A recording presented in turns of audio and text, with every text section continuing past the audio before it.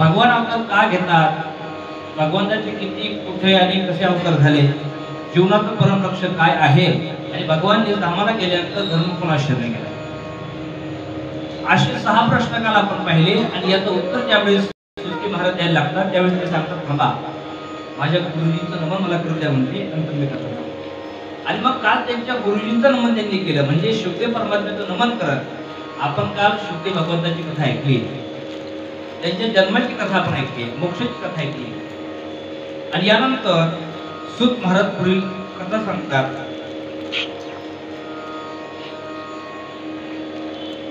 व्याजीने नमन करून कथेला प्रारंभ करतात. सवय पुंसा परो धर्मो यतो भक्ती रदोक्षजे हेतुक्य प्रतिहता आत्मा संप्रसिद्धती.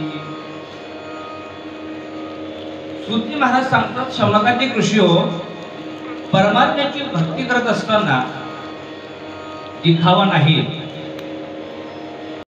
मी परमात्म्याची भक्ती करतो आहे ही लोकांना सांगायचं नाही.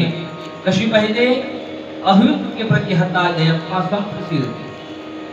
भगवंताच्या ठिकाणी निष्काम प्रीती होवे, हाच परम धर्म आहे.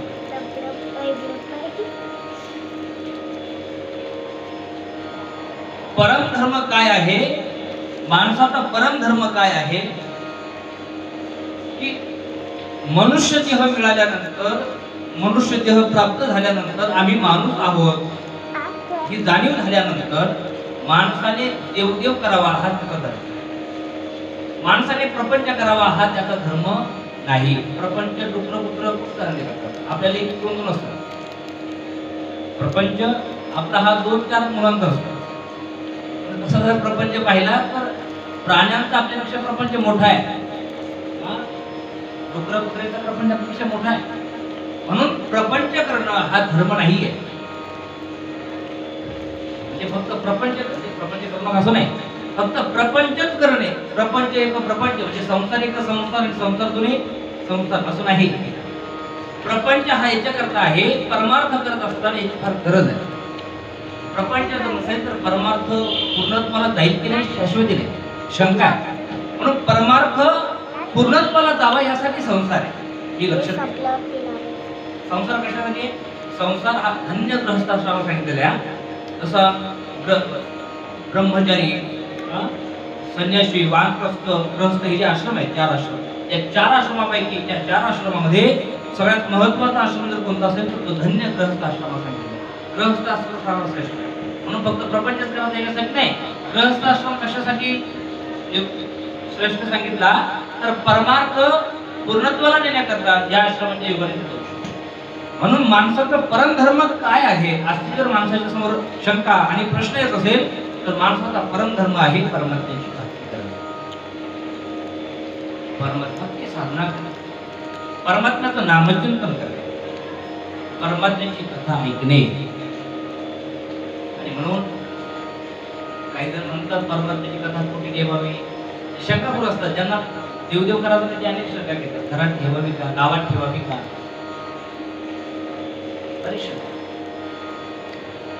परमात्म्याचे नामचिंतन साधना करावी ते कुठे करावे यासाठी नियमात अडकू नका. काही असे आम्ही पाहिलेले आहेत, काही असे आम्ही ऐकलेले आहेत की ते एवढे नियमामध्ये गेले की त्यांना परमार्थ करायला वेळच मिळाला नाही, फक्त नियमच म्हणायला. म्हणून एवढ्या नियमात अडकू नका, एवढ्या त्या कर्मात अडकू नका की परमार्थ बाजूला राहील. काही जण एवढे नियम महाराज, एवढे सकाळ उठल्यापासून तर झोपेपर्यंत नियमच नियम, एवढे नियम पाळतात की भक्ती बाजूलाच राहील. असं नाहीये. परमात्म्याची भक्ती करा,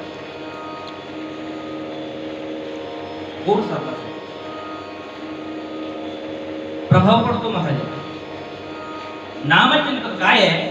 काही गोष्टी अशा सांगितल्या शास्त्राने की त्या गोष्टींचा प्रभाव या जगतावर पडतो म्हणजे पडतो, 100% पडतो. खास 8 गोष्टी सांगितल्या, त्यापेक्षा वेगळ्या असतात. पण शास्त्राने ज्या सांगितल्या 8 गोष्टी अशा सांगितल्या शास्त्राने काका की त्या 8 गोष्टींचा प्रभाव या जगतावर पडतो म्हणजे पडतो. 8 त्यामध्ये परमात्म्याचं नामचिंतन आहे, परमात्मा देव आहे, संत आहे. मला आता कितपत ते लक्षात आहे, मला जवळपास आता 14-15 वर्ष झाली. श्लोक लक्षात अंतुरी कस्तुरी चंद्रम चंदनम च धूपम दीपम रूपम नृपाः अशा अर्थ. अंतुरी मला काय सांगायचंय, याचा परिणाम परमात्म्याचा परिणाम हमखास या सृष्टीवर होतो. संतांचा परिणाम हमखास होतो. अंतुरी कस्तुरी चंद्रम चंदनम च. लक्ष ठेवा, माझ्या लक्षात राहिलं तुम्ही सांगा. अंतुरी 8 गोष्टी सांगितल्या शास्त्राने. अंतुरी कस्तुरी चंद्रम चंदनम च रूपम धूपम दीपम रूपम नृपाः अशा 8 गोष्टी. पहिली गोष्ट आहे अंतुरी. अंतुरी म्हणजे काय? अंतुरी या शब्दाचा अर्थ असा होतो अस्तुरी. तुम्हाला अंतुरीच कळलं नाही तर अस्तुरी किंवा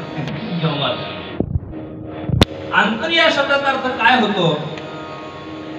तर अंतुरी या शब्दाचा अर्थ होतो श्री. काय होतो? श्री, माता, महिला मंडळ. अंतुरी या शब्दाचा अर्थ होतो महिला मंडळ म्हणजे स्त्री. स्त्री असा पदार्थ आहे, अशी वस्तू आहे, अशी व्यक्ती आहे की तिचा परिणाम या जगावर हमखास होतो. चांगलाही होतो आणि वाईटही होतो. स्त्रियांचा परिणाम या जगावर होतो. सांगा, उदाहरण सांगा, लय मोठे तुम्हाला सांगेन. स्त्रियांचा परिणाम या जगावर हमखास होतो. उदाहरण क्रमांक 1 कृतयुग, त्याला सत्ययुग म्हणतात. महाराज परशुरामान घडलं. हा परिणाम कशात असेल तर रेणुका मातेचा आहे. रेणुका माते. कृतयुगामध्ये परशुरामान घडलं. परशुरामाने 21 वेळा निक्षत्रिय पृथ्वी केली. हा परिणाम एका स्त्रीचा आहे, त्याचं नाव रेणुका माता आहे. चला आता त्रेतायुगामध्ये उतरा. त्रेतायुगामध्ये भयंकर युद्ध झालं. ते राम आणि रावणाचं. एवढं भयंकर झालं. राम रावणाचं युद्ध कसं? तर राम रावणासारखे. राम रावणाचं युद्ध कसे? राम रावणासारखे. काय झालं? हे द्वापर युगामध्ये पांडवांचं युद्ध झालं ना. आणि मग ते युधिष्ठिराने सांगितलं भीमाला, जा म्हणले मंदोदरी मातेला निमंत्रण देऊन या. युद्धाचं आपलं युद्ध चालू होणार पाहण्याकरता. भीम गेले. आता भीम म्हणजे पुढील युद्ध आहे. गेले ते मंदोदरी मातेकडे. माते पांडव कौरवांचं युद्ध आहे, पाहण्याकरता चला. आता ही जी भाषा होती, ही अहंकाराची भाषा मंदोदरी मातेला कळाली. मंदोदरी सामान्य नाही, पतिव्रत आहे. मग त्याने सहज विचारलं, याचा अहंकार नष्ट करण्याकरता किती सैन्य आहे? भीमाने सांगितले 18 अक्षोहिणी सेना. किती? 18 अक्षोहिणी सेना आहे, चला पाहण्याकरता. मंदोदरी मातेने सांगितलं, भीमा तुझी 18 अक्षोहिणी सांगतो ना, ही 18 अक्षोहिणी सेना आमच्या रावण महाराज युद्धाला चालले ना, तर 18 अक्षोहिणी वाजंत्री होती. वाजंत्री किती? तुमची जेवढी युद्ध करण्याकरता आहे तेवढी आमच्या महाराजांची वाजंत्री होती. मग सैन्य किती असेल त्याचं डोकं राहावं. म्हणून राम रावणाचं युद्ध कसं म्हणजे असं युद्ध झालं. बरं, हा परिणाम कोणाचा आहे? युद्ध कोणामुळे झालं? एका स्त्रीमुळे झालं. काय नाव तिचं? सीतामाता. आता त्याला कृतयुग झालं म्हणजे सत्य झालं ते झालं. आता द्वापर युगामध्ये कौरव पांडवांचं युद्ध झालं. हा परिणाम एका स्त्रीचाच आहे. नाव द्रौपदी. काय नाव आहे? द्रौपदी. आणि कलियुगात तर काही सांगायची गरजच नाहीये. कलियुगामध्ये ग्रहे ग्रहे जपंजना हा ग्रहे ग्रहे कलह. प्रत्येक घरात महाभारत पर्व सांगायची गरज आहे का? हा कुणामुळे मला ते सांगायचं नाहीये. एक लक्षात घ्या, आपण म्हणत असतो जो साध्यापर्यंत गेला त्याच्या पाठीमागे एका स्त्रीचा हात आहे. म्हणून मी हे सगळे उदाहरण याच्याकरता एका बाजूने सांगितले. मला सांगायचं स्त्रियांचा परिणाम या जगावर होतो, तो चांगलाही होतो आणि वाईटही होतो. पण हमखास होतो हे मात्र तुम्हाला सिद्ध झालं. दुसरा, पहिला शब्द झाला अंतुरी. दुसरा शब्द आहे कस्तुरी. कस्तुरीचा परिणाम जगावर होतो. कस्तुरी म्हणजे हरिण असतं ना, हरिण.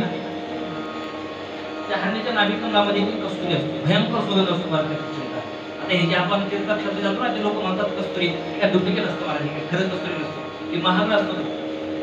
ओरिजिनल जे असतं ते महाग असतं. त्या कस्तुरीचं असं असतं, माती जर त्याच्या जवळ गेली तर त्या कस्तुरीचा सुगंध त्याला प्राप्त होतो. त्याचा परिणाम कस्तुरीचा परिणाम होतो. अंतुरी कस्तुरी चंद्रम, चंद्र म्हणजे चंद्र, चंद्राचा परिणाम या सृष्टीवर हमखास होतो. काय परिणाम होतो? झाडाचा झाड, या झाडाने जी पुष्टता प्राप्त होते ही चंद्रामुळे. झाडाची मोठी होतात ना, हे परिणाम कोणाचा आहे?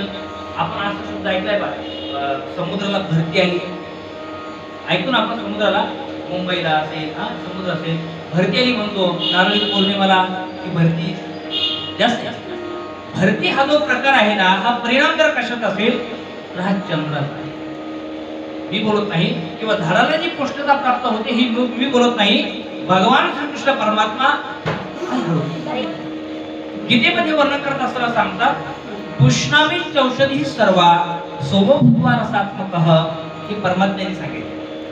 म्हणजे चंद्राला परिणाम होतो. चंद्रम आणि चंदनाचा परिणाम होतो. चंद्र बांधावर नाही, आपल्या बांधावर असतात ते चंद्राला चंदन दूर सुद्धा नाही ना. चंदन आपल्याला का माहिती शेवटी चंदनाचा परिणाम होतो. पण ते चंदन कोणतं आहे तर की मलयगिरी पर्वत. काय तू कोबरा कधी गेली असते त्या मलयगिरी पर्वतावर? मलयगिरी पर्वतावर 52 नावाचं चंदन आहे.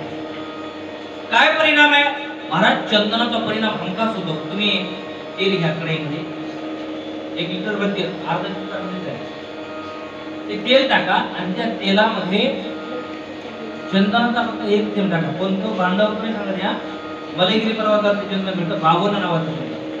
1 थेंब टाका. असा परिणाम आहे त्या चंदनाचा. उकळतं तेल 1 थेंब टाकल्याबरोबर थंडगार होतो. परिणाम प्रमाणे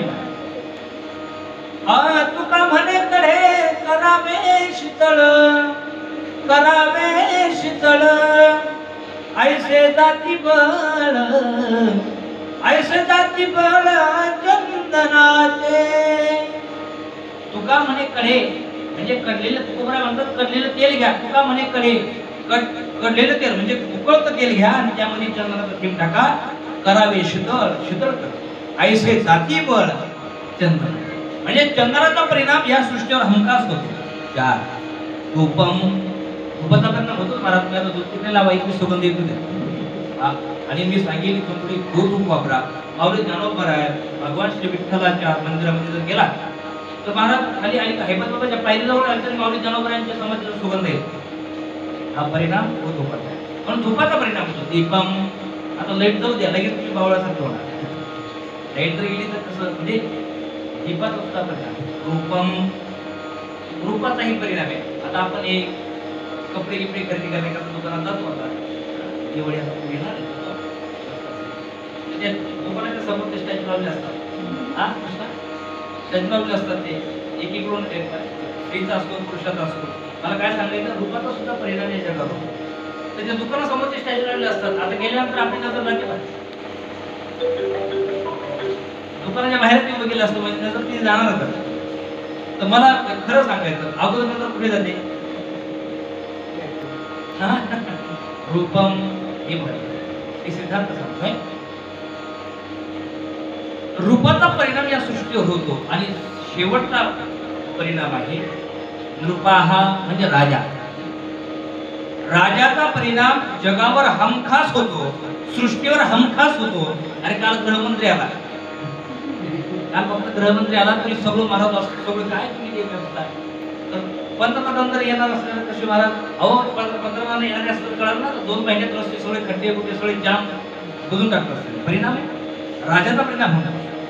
आता या काय आहे, काहींचा परिणाम गावावर होतो, काहींचा परिणाम जनमानसावर होतो. काहींचा परिणाम कसा होतो? गावावर होतो आणि काहींचा जनमानसावर होतो. आता जनमानसावर परिणाम कसा होतो मी नेहमी सांगतो पहा. काही परिणाम असा तो जनमानसावर होतो. ते भगवान श्रीकृष्ण परमात्मा वृंदावन सोडलं मथुरेला जाणार, म्हणजे आकुलचे सांगितले. ते मथुरेला गेल्यानंतर त्या गोपिका अगोदरच त्या कृष्ण परमात्म्याचे ऐकून होते की हा असा पुतण्याला मारणार आहे, आगासुरला बकासुरला सगळ्यांना मारणार कृष्ण येणार आहे ही माहिती. पण त्या मथुरेमध्ये काही गोपिका ते दही दूध तूप लोणी ते विकण्यासाठी त्या बाजारात जायच्या. मला परिणाम कसा होतो सांगायचा. आणि काही गोपिका ते दही दूध तूप लोणी विकण्याकरता बाजाराला गेलेल्या आणि भगवान श्रीकृष्ण परमात्माच्या मथुरेमध्ये सहज गेले आणि अचानक त्या गोपिकांनी कृष्ण परमात्म्याला पाहिलं. खरं तर त्या काय विकत होत्या, काय विकण्याकरता गेल्या होत्या? दही घ्या, तूप घ्या, लोणी घ्या असं म्हणणाऱ्या गोपिका परमात्म्याला पाहिलं आणि विसरल्या. गोविंद घ्या, दामोदर घ्या म्हणतात. काय आहे काहींचा परिणाम जन माणसावर होतो. परिणाम असा झाला गोपिकांवर, दही दूध तूप लोणी घ्या म्हणणारी गोपिका अचानक परमात्म्याला पाहिलं आणि परिणाम झाला. परिणाम असा झाला की त्या परमात्म्याला गोविंद घ्या, दामोदर घ्या तवत भागवती. परिणाम पहा सांगितलं जातं. एक गोपाळ जेवण्याकरता बसला. परिणाम कसा होतो पहा. जेवण्याकरता बसला आणि तिची बायको वाढण्याकरता बसला. हरी नावाची मुलगी, त्या गोपाळांची हरी नावाची मुलगी होती, छोटीशी मुलगी. त्या गोपाळाने सांगितलं बायकोला, अरे म्हणले देवी किंवा ते शिक्क्यावरची बरणी ठेवली ना दह्याची ती खाण्याकरता, दही मला खाण्याकरता. तुझ्या कडेवर जी हरणी आहे, हरणी नावाची मुलगी, त्या हरणीला खाली ठेव आणि बरणी काढून दे. त्या गोपिकाने वर हात घेतला, बरणी काढणार, खाली वागणार, तेवढ्या खिडकीतून नजर गेली, परमात्मा दिसला. बाई विसरली. आपल्या मालकाने काय सांगितलं विसरली. पोरी रडतीये, तिला नवरा सांगतोय अरे ती बरणी वर ठेवून हरणीला कडेवर घे. पण देहभान विसरलेली बाई तिने हरणी शिंक्यावर ठेवली आणि बरणी कडेवर घेतली. हा परिणाम कशाचा आहे?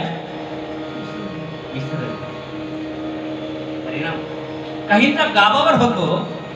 आता गावावर दोघांचा परिणाम होतो. मला इथे द्यायचा गावावर दोघांचा परिणाम होतो. एक देवाचा आणि एक संतांचा परिणाम. देवाचा परिणाम होतो. म्हणून देवाची कथा कीर्तन भजन साधना ही का करावी? 100% जीवनावर परिणाम होतो. म्हणून गावामध्ये देवाची मूर्ती प्राण प्रतिष्ठा केली जाते. कशासाठी? लोक म्हणतात कोरोना लस आली, कोरोना गेला. काय म्हणतात लोक? लस आली आणि कोरोना नाही. मला लक्ष करा, लस आली कोरोना गेला नाही. प्रभू रामचंद्राची प्राण प्रतिष्ठा झाली अयोध्येला आणि कोरोनाने पाय मागे घेतला महाराज. आणि हे जर खोटं असेल तर तुकोबऱ्याचं काही खोटं बोलणार नाही. तुकोबऱ्या सांगतात देवाची प्राण प्रतिष्ठा झाली. जिथे देवाची प्राण प्रतिष्ठा झाली तिथे भय राहत नाही. भय राहत प्रमाणे नारायण भय येऊन दिगावा. नारायण भय येऊन दिगावा. नारायण भय येऊ न दिगा. देवाची प्राण प्रतिष्ठा का करावी? कारण देव गावावर संकट येऊ देत नाही. गावावर देव संकट येऊ देत नाही. देवाचा परिणाम होतो आणि गावावर संतांचा परिणाम होतो. म्हणून तुम्ही पहा, थोडीशी कल्पना करा. ही कथा म्हणजे जिथे जिथे संत आहेत त्या त्या भागात परिणाम झाले. आपलं दुर्भाग्य असं इकडे की आपल्याकडे संस्थान जरा कमी आहे. काका तुम्ही बीड भागात जा, परमार्थाचा आनंद काही वेगळा आहे. कशामुळे? कारण संस्थान आहे, गड आहे, परंपरा आहे, त्याचा परिणाम होतो. संतांचा लय मोठा परिणाम आहे. महाराज सांगतात जेथे वसती हरीचे दास पुण्य पिके पापाना. जिथे संत असतात, जिथे सद्गुरू असतात, जिथे साधू असतात, जिथे संत असतात, जिथे गुरु असतात, तिथे पुण्य पिकतं आणि पापाचा नाश होतो. हे मी बोलत नाही, संत बोलतात. ज्या गावामध्ये संत असतात, ज्या ऐका जिथे संत आहे ना चिंता नाही गावी विष्णुदासाची. चिंता नाही गावी विष्णुदासाची चिंता नाही गावी, चिंता नाही गावी विष्णुदासाची, का सदा घोष हरिनामाचा. संत काय करतात महाराज, निरंतर नाम, म्हणून निरंतर नामचिंतन. परिणाम हवा असं वाटत असेल, आपल्या जीवनामध्ये परिणाम हवा असं वाटत असेल तर महाराज भक्तीच करावी लागेल. पण ती कशी करावी, निष्काम भक्ती होवे. निष्काम सवय पुंसा परो धर्मो यतो भक्ती रदोक्षजे अहेतुक्य प्रतिहता गजात्मा संप्रसिद्धती. निष्काम भक्ती म्हणजे कामना रहित. नाही तर त्या बाकी बिहारी मंदिरामध्ये वृंदावनला दिल्ली जवळ असल्यामुळे शनिवार रविवार सगळी दिल्ली तिथेच पडलेली असते. एवढे मोठे हार असतात महाराज त्यांचे. मला तर असं वाटतं कधी कधी देवाला सुद्धा चिंता पडत असेल, एवढा मोठा हात, एवढा मोठा हात ज्या आरती आणला त्या आरती, त्याच्या मागे त्याचा भाव किती मोठा असेल, किती मोठा भाव असेल. पण ज्यावेळेस ते भक्त देवाच्या काळात हात काढतात त्या हाराच्या मागे एवढी मोठी चिठ्ठी असते, यादीच असते. त्यांना असं वाटतं ते गेल्यानंतर लक्षात राहिलं नाही काही मागत तर चिठ्ठीच असते, देवा मी हार टाकतो, मी तुझा नमस्कार करतो, पण मला हे हवंय, मला ते हवंय, लग्न झालं पाहिजे, मला तर नंतर लग्न झालं असेल तर मुलाला, अशी याला सकाम भक्ती म्हणतात. परमात्म्याची भक्ती कशी असते, निष्काम भक्ती जी मीराबाई. काय अपेक्षा आहे मीराबाईची? मीराबाईची काहीच अपेक्षा नाही. अरे काय भाव आहे मीराबाईचा, कल्पना करा. 5 वर्षाचं वय मीराबाईंचं. किती वर्षांचं? 5 वर्षाचं वय आहे. आपल्या बापासोबत कृष्ण परमात्म्याच्या मंदिरात जातात. कोण आहे पिताजी? कोण आहे बेटा? जगाचा स्वामी आहे, जगाचा मालक आहे. असं आहे, जगाचा स्वामी म्हटल्यानंतर माझाही स्वामी आहे. अगदी जगाचा म्हटल्यानंतर तुझाही स्वामी आहे. महाराज त्या 5 वर्षाच्या मीराबाईने त्याच वेळेस देवासोबत लग्न लावलं. काय भाव, मेरे तो गिरधर तू सरो न कोई, मेरे तो गिरधर गोपाल. मीराबाईने सांगितलं माझं परमात्मा सोडला तर दुसरं कोणीच नाही. मीराबाईचं लग्नाचं वय झालं. राजकन्या होते मीराबाई, राजपूत होत्या. लग्नाचं वय झालं, मुलगा पाहिला, राजा मुलगा पाहिला. ती मीराबाई सांगते हो असा कोणता बाप आहे की अगोदर लग्न लावून दिलं आणि मुलीचं दुसरं लग्न. काय वाटत असेल महाराज त्या राजाला? अरे सर्वसामान्य एखादी मुलगी जर तुम्ही हरिपाठात बाजूच्या लोक म्हणतात महाकृष्ण असते, आरामपूर असतात लोक, डीजे पुढे किती ना तुझ्या काही म्हणतात नाही, तर जग पुढे गेलं म्हणतात. अशा हल्ले पाहिजे की बरं. आपण जर म्हणा डीजे पुढे मुली नसतात, नाही आता जग पुढे गेलं, आता तुम्ही कुठे मागे राहिला, खूप मागच्या भाषा बोलतात तुम्ही. तुम्ही हरिपाठात थोड्या फुगाडे खेळू द्या, खुशी राहतो दोन.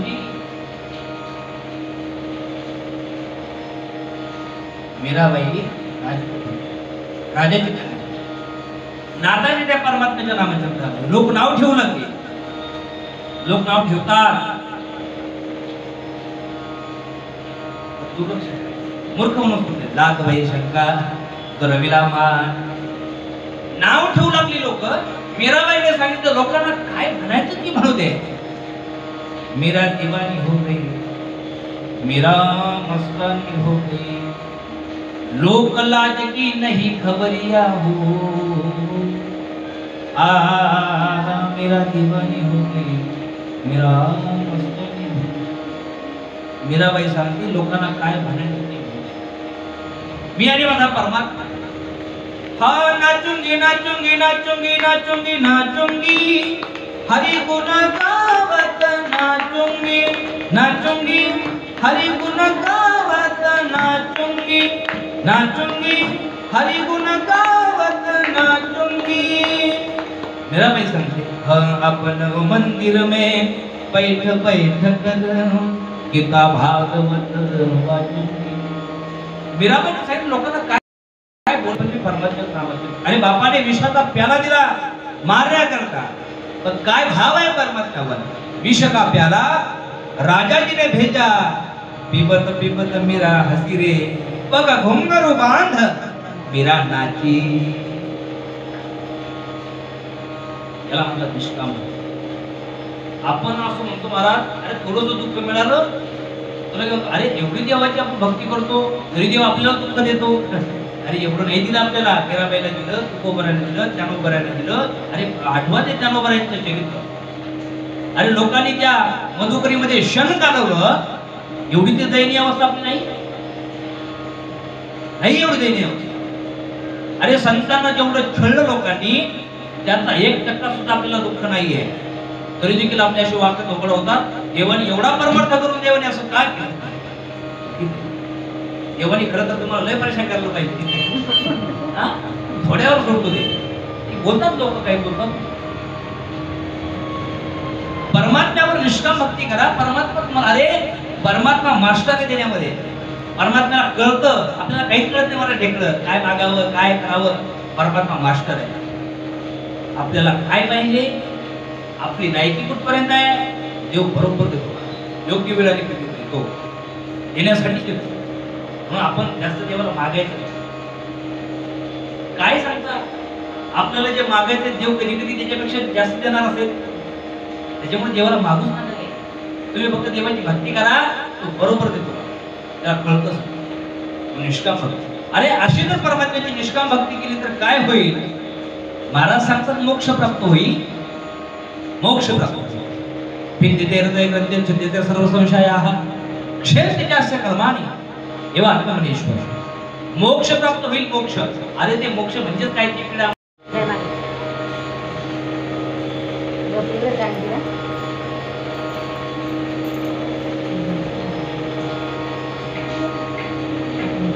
जसा कचा वर्ग आहे, चचा वर्ग आहे, च छ ज झ य ठ ड ढ न त थ द ध न, तसा कचा वर्ग आहे. प फ ब भ आणि म. एकदा की मोक्ष प्राप्त झाला की त्याच्या ठिकाणी प वर्ग राहत नाही. प म्हणजे त्याचं पतन होत नाही. फ कोणत्याही फळाची अपेक्षा करत नाही. ब म्हणजे बंधन राहत नाही. ह म्हणजे कोणताही भय राहत नाही. एकदा का मोक्ष प्राप्त झाला की मृत्यू सुद्धा काही करत नाही. म्हणून खूप गोड होतात. पतन फलाशा बंध भय मृत्यू जहा पर न आए, प फ ब भ मरहित सो अपवर्ग कहाय. म्हणून परमात्म्याची अशी जर निष्काम भक्ती केली तर मोक्ष प्राप्त होतो. वदंती तत्व द्वैदस तत्व ज्ञानमद्वयम् ब्रह्मेति परमात्मेति भगवानिति शब्दते. हा हरि व्यापक सर्वत्र समान, प्रेम से प्रकट कोई मेरा. भिद्यते हृदय ग्रंथि छिद्यते सर्व संशयाः क्षेत्रे कर्माणि कृष्ण एवात्मनीश्वरे. निष्काम भक्ती केल्याने काय होईल तर भगवंताचा साक्षात्कार होईल.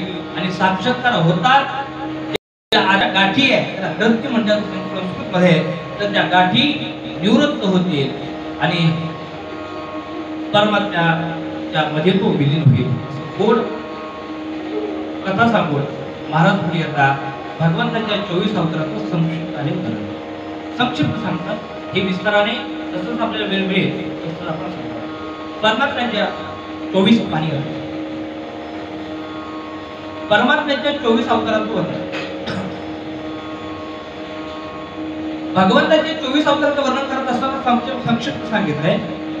हरी, 14वा कश्यप, 15वा धन्वंतरी, 16वा मोहिनी, 17वा वामन, 18वा मत्स्य, 19वा परशुराम, 20वा श्रीराम, 21वा व्यास, 22वा बलराम कृष्ण बलराम, 23वा बुद्ध आणि 24वा जे धारण करणारे परमात्मा त्याचं नाव आहे कल्की.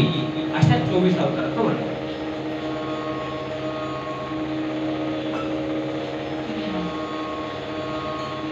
या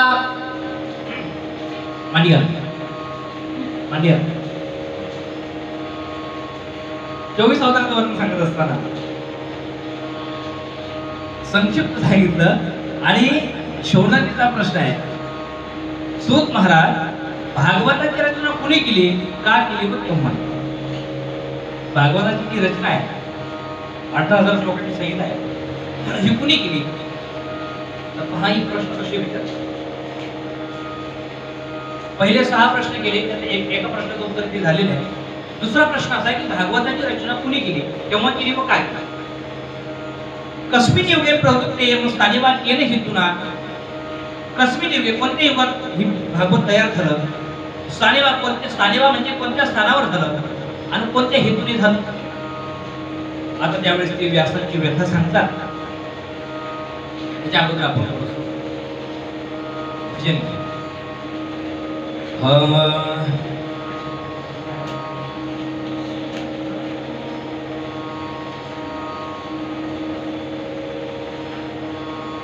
श्रीमन्नारायण नारायण नारायण श्रीमन्नारायण नारायण नारायण श्रीमन्नारायण नारायण नारायण श्रीमन्नारायण नारायण नारायण श्रीमन्नारायण नारायण नारायण श्रीमन्नारायण नारायण नारायण लक्ष्मी नारायण नारायण नारायण लक्ष्मी नारायण नारायण नारायण लक्ष्मी नारायण नारायण नारायण लक्ष्मी नारायण नारायण नारायण श्रीमन्नारायण नारायण नारायण श्रीमन्नारायण नारायण नारायण श्रीमन्नारायण नारायण नारायण नारायण नारायण नारायण रघुपति राघव राजा राम पतित पावन सीताराम राजा राम पतित पावन सीताराम रघुपति राघव राजा राम पतित पावन सीताराम रघुपति राघव राजा राम पतित पावन सीताराम पतित पावन सीताराम पतित पावन सीताराम पतित पावन सीताराम पतित पावन सीताराम पतित पावन सीताराम पतित पावन सीताराम पतित पावन सीताराम पतित पावन सीताराम हे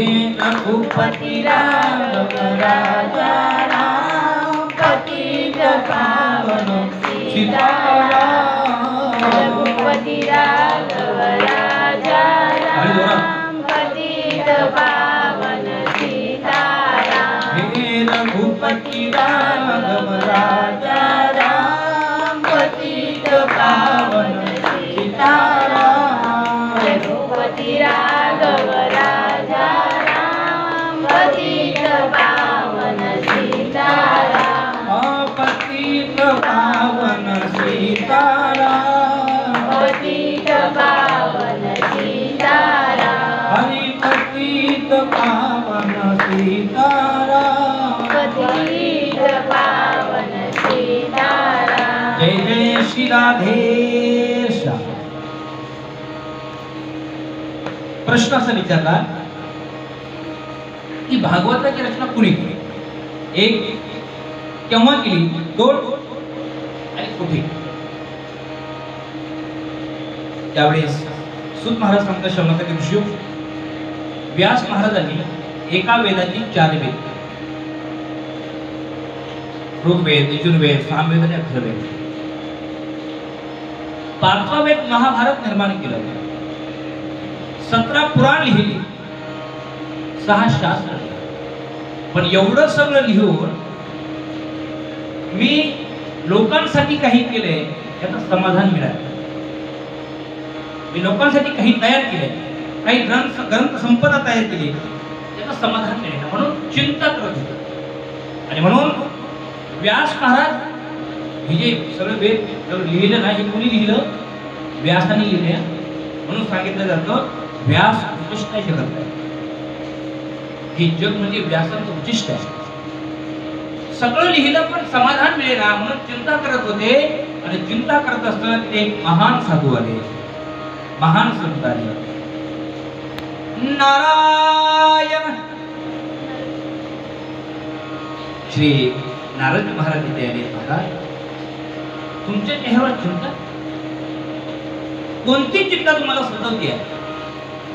कृपा करून आम्हाला सांगा, कोणती चिंता आहे? व्यास महाराज सांगितलं, महाराज अहो सगळे धर्मग्रंथ लिहिले, लोकांसाठी लिहिले, जगासाठी लिहिले, जगाच्या कल्याणासाठी तयार केले, पण मी काही केले असं समाधान मला मिळेल. नारदजी हसतात आणि बोलतात, कसं मिळेल समाधान? काय झालं? म्हणजे आतापर्यंत तुम्ही सगळ्या ग्रंथामध्ये ज्ञानाच्या गप्पा मारल्या, वेद असेल सगळे तुम्ही वेदाच्या गप्पा मारल्या, त्या वेदाच्या गप्पा असं झालं म्हणजे तुम्ही ज्ञानाच्या गोष्टी सांगितल्या आणि लोकांनी अर्थाचे अनर्थ केले. जे अर्थ करायला ते कळाले, पण जे अर्थ नाही कळाले त्याचा अनर्थ झाला. परिणाम असा झाला की लोक पुण्य करण्याकरता गेले का भूल. तुम्हाला समाधान याच्यामुळे मिळेल. तुम्ही आतापर्यंत कृष्ण परमात्म्याच्या लीलेचं वर्णन केलेलं नाही व्यास महाराजजी. तुम्ही काय करा, समाधान मिळावं यासाठी असं वाटत असेल तर तुम्हाला परमात्म्याच्या लीलेचं वर्णन करावं. लक्षात घ्या, व्यास महाराज एवढे देवाचे कला अवतार असताना सुद्धा परमात्म्याच्या लीलेशिवाय त्यांना सुद्धा समाधान मिळत नाही. तर तुम्ही आम्ही म्हणून तुम्हाला लीलेचं वर्णन करावं लागेल. आणि मग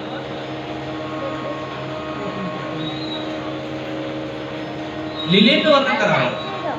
व्यास महाराज तुम्ही ज्ञानाचे गप्पा केले, लोकांनी अर्थाचे अनर्थ केले. कसे मी सांगत असतो महाराज, अर्थाचे अनर्थ कसे केले? आता लोकांना सांगितलं की पशुबळी केला पाहिजे, पशुबळी दिला. आता वास्तविक पाहता हे शास्त्रात आलेले पण पशुबळी केला पाहिजे, आपल्या शास्त्रात आलेले. पण ते आलं कशासाठी? निवृत्तीकारक. व्यासांनी पशूंचा बळी दिला जातो, यज्ञामध्ये पशूंचा बळी दिला जातो, हे व्यास महाराजांनी दिले. पण कशासाठी? निवृत्तीकारक आहे, ते बंद झालं पाहिजे त्यासाठी. लोकांनी अज्ञान असल्यामुळे लोकांनी याचं प्रमाणपत्रच केलं ना, डॅमिनेशन ठेवलं. हे बघा, व्यास महाराजांनी सांगितलंय पशुबळी चालू. पण व्यास महाराजांनी का सांगितलंय त्याच्यावर कोणाला काय झालं? पूर्वी लोक पशुबळी द्यायचे, भारत पशु हत्या पाहिजे, हार सगळे शिकार करायचे. म्हणून व्यास महाराजांनी विचार केला, एवढं भयंकर पाप ते काय असतं महाराज? एखादी जर भयंकर सवय लागलेली असते ना तर ती एकदम सुटत असते, एकदम सुरू नाही. हळूहळू शनै शनै उपरमे हळूहळू ढाले ढाले केतुल एके वेळी मार्गाची निवडी निश्चित खाके. म्हणून लोक रोजच पशुबळी द्यायचे, अनेक हत्या व्हायच्या. म्हणून व्यास महाराजांना असं वाटलं की बंद झालं पाहिजे. आपण जर लगेच बंद करा म्हणलं तर लोक आपल्याला आवडतील, लोक तिला काय करताय. म्हणून व्यास महाराजांनी यज्ञामध्ये पशुबळी चालतात. पूर्वी लोक यज्ञामध्ये द्यायची पशुबळी, लोक अशाच मारायचे खाणे करतात, काही तर शोक म्हणून मारायचे. पण व्यास महाराजांनी एक नियम केला, यज्ञामध्ये पशुबळी चालतात. लोकांनी यज्ञ काढून टाकला, यज्ञ काढून टाकला, यज्ञामध्ये जातो म्हणलं ना, यज्ञ बाजूला केला आणि फक्त पशुबळी चालतो, याच्यावरच फरक असतो. व्यास महाराजांना असं वाटलं होतं रोज पशु हत्या होते, प्राण्यांची हत्या होते, तर यज्ञ होईल तेव्हा एखादा पशु जाईल ना, कारण यज्ञ करणं सोपं नव्हतं महाराज. यज्ञ करणं सोपी गोष्ट नव्हती. पण व्यास महाराजांनी विचार केला, रोज पशुबळी जाते, प्राण्याची हत्या होते, तर जेव्हा केव्हा यज्ञ होईल तेव्हा एखादा पशुबळी जाईल. पण अशी रोज झाल्यापेक्षा एखादा गेला तरी चालेल, हळूहळू तेही बंद होईल, अशी भावना व्यास महाराजांची होती. लोकांनी प्रमाणपत्र केलं पशुबळी चाल. लोक एवढ्या महाराज हत्या करायला लागले. लोक म्हणतात टीव्हीला काय टाकू महाराज, नरकात भयंकर जागा आहे. 28 प्रकारचे नरक सांगितले, 28 एका एका नरकाचं वर्णन केलं ना तुम्ही एकही कधीला बसणार नाही, एवढं भयंकर आहे. तुम्ही थोडा ज्यावेळेस सुखदेव भगवान परीक्षित महाराजांना हे सांगत होते कोणतं पाप केल्यानंतर कोणत्या नरकात जागा भेटते, तर परीक्षित महाराज सांगितलं महाराज हे बंद करा, मला भीती वाटायला लागली आता. परीक्षित महाराज भयंकर होता म्हणून आतापर्यंत झालं असेल सोडून द्या. तुकोबाराय सांगतात तुकोबाराच्या प्रमाणे करा, मागे झाले पाहू नका, पुढे जामीन आहे तुका. तुकोबाराय सांगतात मागे काय झालं सोडून द्या. तुम्ही जर इथून पुढे सुधारत असाल तर इथून पुढचा मी तुमचा कोण आहे, जामीन आहे, पुढे जामीन आहे तुका. तुकोबाराय सांगतात तुम्ही जर इथून मागे झालेलं सोडून दिलं आणि इथून पुढे जर शहाणे झाले तर मी जामीन आहे, तुम्हाला पुढे सगळं तुमच्यासाठी जे पाप झालेले मागे सगळं निवृत्त करा. मी बोलत नाही माझा विश्वास तुकोबारायांवर आहे, तेवढा देवावर नाही तेवढा माझा तुकोबारायांवर. तुकोबाराय जे बोलतात ते देव बोलतात. म्हणून कधीच पशु आणि गहू देऊ नका, पशु कधी खाऊ नका. अरे हे तुम्ही थोडीशी कल्पना करा बरं. आपण देव म्हणतो ना, तो देव सांगतो अहिंसा परमो धर्म. थोडस लक्ष द्या काय सांगतो, अहिंसा परमो धर्म म्हणजे कुणाचीही हिंसा करू नये, तो धर्म आहे. हिंसा म्हणजे फक्त मारणे त्याला हिंसा म्हणत नाही, कुणाचं मन दुखवणं हिंसाच आहे. मग जो वेळ कुणाचं मन दुखवलं तरी हिंसा तरी पाप होतं असं तो वेद सांगतोय. तो वेद एखाद्या पशुला मारा असं कसं सांगितलं. मग आपल्या बुद्ध्या एवढ्या गहाण ठेवल्या आपण एवढा तरी विचार करायला पाहिजे ना. तो देव अरे कुणाला शिवी दिली तरी पाप आहे, कुणाला खोटं बोललं तरी पाप सांगतोय आपला वेद. सांगतो ना आपला वेद काय सांगतो, सत्यम बोल सत्यम चर. अरे खोटं बोललं तरी पाप होत आहे आणि जे तुम्ही बिनधास्त पशूची हत्या करताय काही वाटत नाही. म्हणून तुमचं भागवत जेव्हा सफल होईल, जे काही महाराज मोक्ष नाही की ते खाल्लंच पाहिजे त्याला समाधान मिळतं त्याने काय, असं काहीच नाही. एका विशिष्ट समाजाचं चालावं म्हणून ते सगळे केले काय अवघड सगळे ते मी तुला सांगावं म्हणजे तुम्ही त्यानेच ते म्हणजे काय म्हणजे हाही उपदेश लोकांना व्यासपीठावरच करावा अशी वेळ आलीच नाही. आणि मी तर म्हणतो या भागवतातून एवढं जरी शिकले, एवढं जर तुम्ही घेऊन गेले तरी भागवत समजा.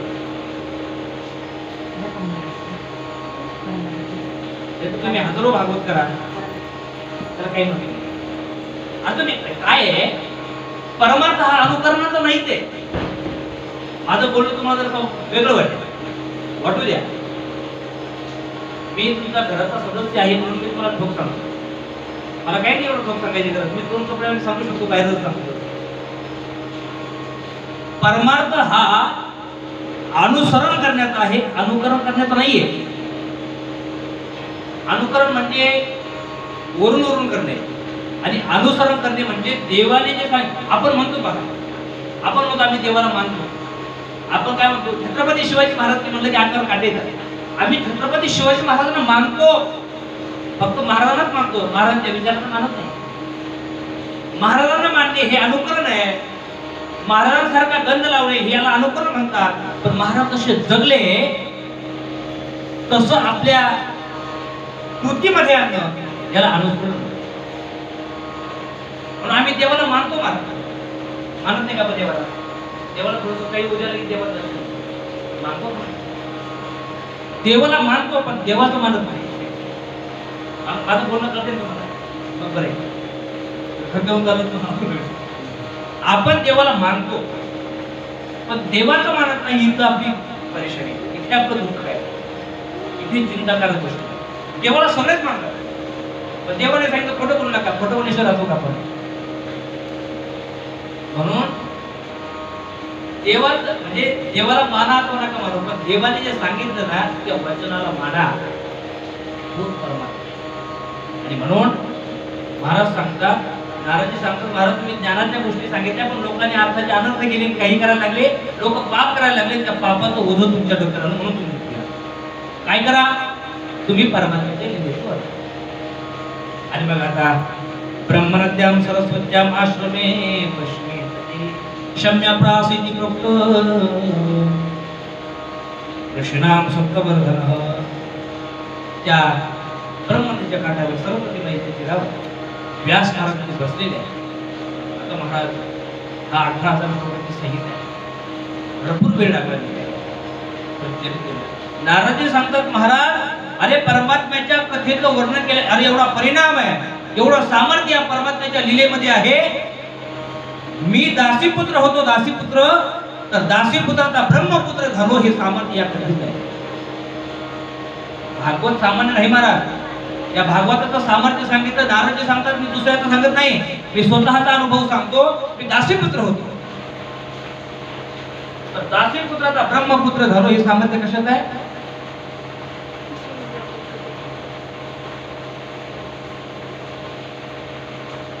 परमात्म्याच्या कथेत. व्यास महाराज सांगतात हे पटण्यासारखं नाहीये. दासीपुत्र ब्रह्मपुत्र कुठे? नारद सांगतो ऐका, ही पवित्र कथा आहे, चांगली ऐका. नारदजी सांगतात व्यास महाराज मी दुसऱ्याचं सांगत नाही, मी स्वतःचा अनुभव सांगतो. मी ब्रह्मपुत्र कसा झालो, दासीपुत्राचा ब्रह्मपुत्र कसा झालो ऐका. म्हणजे मी दासीपुत्र होतो. माझ्या आईला मी एकूण आहे, माझी आई दासी. पण आमच्या गावामध्ये काही संत मंडळी चातुर्मासासाठी आहे. 4 महिने चातुर्मास. आणि मग गावातल्या माणसांनी माझ्या आईकडे त्यांचा सांभाळ करण्याचं, त्यांची सेवा करण्याचं काम केलं. आता माझ्या आईला मी एकुलता एक होतो म्हणून माझ्या आईच्या हाताखाली मी काम करायचो. अगोदरच्या जन्मामध्ये माझं नाव रामदास होतं. रामदास. मी सेवा करायचो आईच्या हाताखाली. त्यांना फुलं आणून देणे, पूजा करता फुलं आणून देणे, त्यांचं जेवण झालं की त्यांना वाढून द्यायचं काम करायचं, त्यांचं जेवण झालं की त्यांचा उच्चिष्ट प्रसाद ग्रहण करायचो. हा माझा नित्यक्रम चालू होता. 4 महिने ते संत मंडळी देवाचं वर्णन करायचे. देव कसा आहे? अरे हा कृष्ण परमात्मा आजही वृंदावनामध्ये, निधिवनामध्ये आजही रासलेला चालू आहे. आजही जर तुम्ही वृंदावनला गेला असाल तर पाहिलं असेल तर निधिवनामध्ये राधा राणीचा शृंगार केला जातो. रात्री सकाळी जर जाऊन पाहिलं तर तो सगळं अस्तव्यस्त असतो. काही लोकांच्या मनामध्ये शंका अशी त्या निधिवनामध्ये झाडामध्ये, त्या काही लोकांच्या मनात शंका अशी आली की हे खोटाने की काय, म्हणजे आपल्याला घुमवतात ते काय. आतापर्यंत 2 उदाहरणं अशी झाली जे ती पाहण्याकरता रात्री गेली ती पुन्हा वापस नाही आहे. जे खरं की कुठे हे पाहण्याकरता गेले ते वापस आले नाही, हा चमत्कार आहे. चमत्कार नाही, ही खरी घटना आहे. म्हणून तुम्ही सगळा शृंगार राधाराणीचं पानाचा विडा असतो, पानाचा विडा दिलेला असतो, शृंगार ते पाण्याचा शृंगार असतो, तर सगळा अस्तव्यस्त झालेला असतो आणि पानाचा विडा सुद्धा चावलेला असतो. हे आजही आहे त्या वृंदावनाची. म्हणून तर भक्ती नृत्य येते, सगळं जप त्या वृंदावनामध्ये खाऊ घेते. महाराज विनाकारा घेत नाही. आणि संत मंडळी 4 महिने त्या देवाचं वर्णन करायचे. नारदजी तुम्हाला घटस्फोट झालं, तो परमात्मा कधी भेटेल? एवढा गोड परमात्मा आजही रासलीला करतोय. त्या परमात्म्याला भेटायचं, परमात्म्याला भेटावं अशी उत्कंठा नारदजी सांगतात. व्यास महाराज माझ्या अंतःकरणात 4 महिने झाले, चातुर्मास झाला आणि संत मंडळी निघाले. त्यावेळेस मला परमात्म्याला भेटायचं म्हणून त्या संतांबरोबर मी निघालो. त्यावेळेस संतांनी सांगितलं रामदास तू कुठे निघालास? मला तुमच्या बरोबर यायचं. अरे तुझी आई काय म्हणे? ज्या संतांची मी 4 महिने सेवा केली ते संत माझ्याच पोराला घेऊन गेले. आणि आई तर अगोदर तुझ्या तुम्हाला रामदास मोठा झालाय, त्याला मुलगी पहा, गावातील विशिष्ट मंडळींना त्याचं लग्न करा. संतांनी सांगितलं रामदास तुझी आई जर हो म्हणत असेल तर आमच्यासोबत येण्यास हरकत नाही. आई जर नाही म्हणत असेल तर जेव्हा तुझी आई मरण पावेल तेव्हा तू उत्तर दिशेला येईल वृंदावनात. नारद म्हणतात मी विचार केला, मी जर आता घरी गेलो तर आई आता लग्नाची वाट नाही. अरे आता फक्त आई मरण्याची वाट पाहावी लागते, पण घरी गेलो तर आई लग्न लावून देईल. लग्न लावलं म्हणजे नंतर बायको मरण्याची वाट पाहावी लागेल. म्हणजे परमात्म्याला भेटायचं ते दूरच राहील, संसारामध्ये गुंतून राहील. नारद सांगतात व्यास महाराज मी घरी नाही गेलो. माझी आई रात्रीच्या अंधकारामध्ये एक दिवस म्हातारी झालेली आहे, वाट पाहत होती माझा रामदास आता येईल. तेव्हाही वाट पाहत होती. रात्रीचा अंधकार एक दिवस नारद सांगतात माझी आई दूध काढण्याकरता शेतात गेली, गाईचं दूध काढण्याकरता. रात्रीचा अंधकार, संध्याकाळची वेळ, आईला एवढं दिसत नव्हतं. म्हणून नारद सांगतात माझ्या आईचा पाय एका सर्पावर पडला, सर्पाने दंश केला. नारद सांगतात व्यास महाराज माझी आई मरण, माझी आई गेली. एका मित्राने येऊन सांगितलं रामदास तुझी आई मरण पावली. नारद म्हणतात एवढा आनंद झाला, त्या गोष्टीची मी आतुरतेने वाट पाहत होतो तो दिवस उजाडला. आता मला परमात्म्याला भेटण्याशिवाय कोणी आणू शकत नाही. पण आता कसं करावं? पूर्ण विधी केला आणि उत्तर दिलं. ज्या दिशेने संत निघाले त्या दिशेने नारदजी सांगतात मी निघालो. बराच काळ चाललो, तहान लागली, पाणी पिलो, एका झाडाखाली बसलो. पण माझ्या मनामध्ये शंका अशी आली, ज्या देवाचं वर्णन हे संत करायचे ते देवाची मी भक्ती करतोय, एवढा काळ झाला मी भक्ती करतोय, हे संत खोटे तर बोलले नसतील ना? असा परमात्मा किती आहे? अशी शंका मनात आली. तर ज्या परमात्म्याचं चिंतन नारदजी अंतःकरणात करत होते तो परमात्मा समोर प्रकट झाला. नारदजी सांगतात व्यास महाराज मी डोळे उघडून पाहणार तेवढ्यात तो परमात्मा पुन्हा म्हणतात मी रडायला लागलो. देवा अरे तुला दिसायचंच नव्हतं, दर्शन द्यायचंच नव्हतं, तर आला कशासाठी? आणि मग तेव्हा आकाशवाणी झाली, हे रामदास अभिपक्व कशायाणाम. रामदास तू आणखी कच्चा आहे, अभिपक्व आहे, तू आणखी कच्चा आहे. मग मी जर कच्चा होतो तर तुम्ही आले कशासाठी होते? माझी सुरत दाखवण्याकरता. तुझ्या मनामध्ये शंका आली होती ना, तुमचं खोटे बोललीत की काय? मी आहे आणि असं आहे हे दाखवण्याकरता आलो. रामदास तू या जन्मात माझं भजन कर. या जन्मात जर तू माझं भजन केलं ना तर पुढचा जन्म तुला ब्रह्मपुत्र म्हणून जन्माला घालील. नारदजी सांगतात परिणाम असा झाला, अरे मी देवाचं भजन केलं आणि तो परिणाम पहा आज मी ब्रह्मपुत्र म्हणून जन्माला आलोय. आणि या कथेचा परिणाम, परमात्म्याच्या चिंतनाचा परिणाम माझ्या घरात विना आहे. ही विना मी एक वैद्य दुकानातून खरेदी केलेली नाही. ही विना साक्षात परमात्म्याने आनंद होऊन मला दिलेली आहे. आणि माझं पहा या परमात्म्याच्या लीलेचं महत्व पहा, नामचिंतनाचं महत्व पहा. मी कोणत्या लोकात जाऊ? नारदजी कुणाकडे जा महाराज? नारदजीचं स्वागत आहे. नारद राक्षसांकडे जावं तरी महाराज नारदजी गेले तर सगळे उठून नमस्कार करतात. दानवाकडे गेले तरी नमस्कार आहे आणि देवाकडे तर आहेच आहे.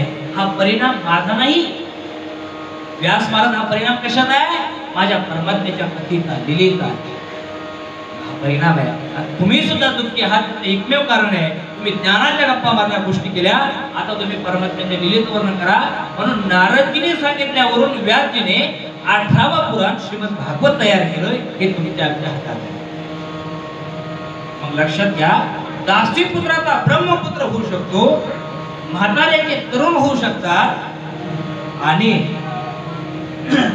प्रेत योनीमध्ये गेलेला मुक्तीला जाऊ शकतो. हे सामर्थ्य आहे. आणि असं खूप गोड प्रसंग सांगून आता पुढे महाराज महाभारताचा प्रसंग प्रारंभ करतात. फ्लूचं भजन करा. ओम नमो भगवते वासुदेवाय. ओम नमो भगवते वासुदेवाय. ओम नमो भगवते वासुदेवाय. ओम नमो भगवते वासुदेवाय. ओम नमो भगवते वासुदेवाय. ओम नमो भगवते वासुदेवाय. ओम नमो भगवते वासुदेवाय. ओम नमो भगवते वासुदेवाय. वासुदेवाय नमो वासुदेवाय. वासुदेवाय नमो वासुदेवाय. वासुदेवाय नमो वासुदेवाय. वासुदेवाय नमो वासुदेवाय. ओम नमो भगवते वासुदेवाय. ओम नमो भगवते वासुदेवाय. ओम नमो भगवते वासुदेवाय. ओम नमो भगवते वासुदेवाय. वासुदेवाय नमो वासुदेवाय. वासुदेवाय नमो वासुदेवाय. वासुदेवाय नमो वासुदेवाय. वासुदेवाय नमो वासुदेवाय. वासुदेवाय नमो वासुदेवाय. वासुदेवाय नमो वासुदेवाय. वासुदेवाय नमो वासुदेवाय. वासुदेवाय नमो वासुदेवाय. वासुदेवाय नमो वासुदेवाय. वासुदेवाय नमो वासुदेवाय. ओम नमो भगवते वासुदेवाय. ओम नमो भगवते वासुदेवाय. ओम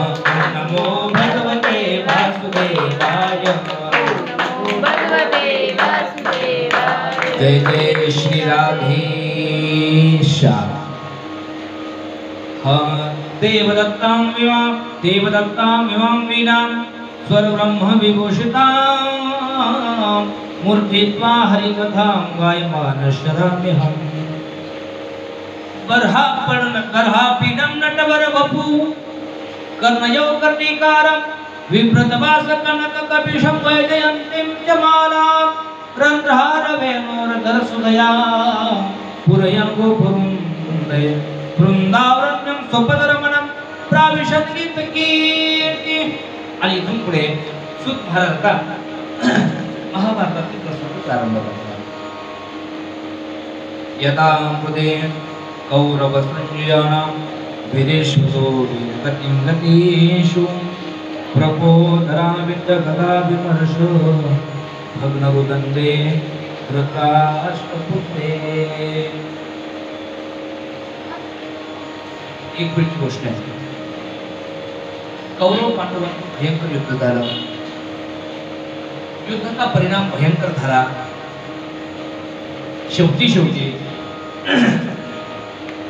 पांडवांनी सर्व कौरवांना हरवलं आणि शेवट भीमदादाचं आणि दुर्योधनाचं युद्ध चालू होतं। हे युद्ध चालू असताना शेवटची गदा भीमदादाने दुर्योधनाच्या जांघेवर मारली। परिणाम असा झाला दुर्योधन कोसळला।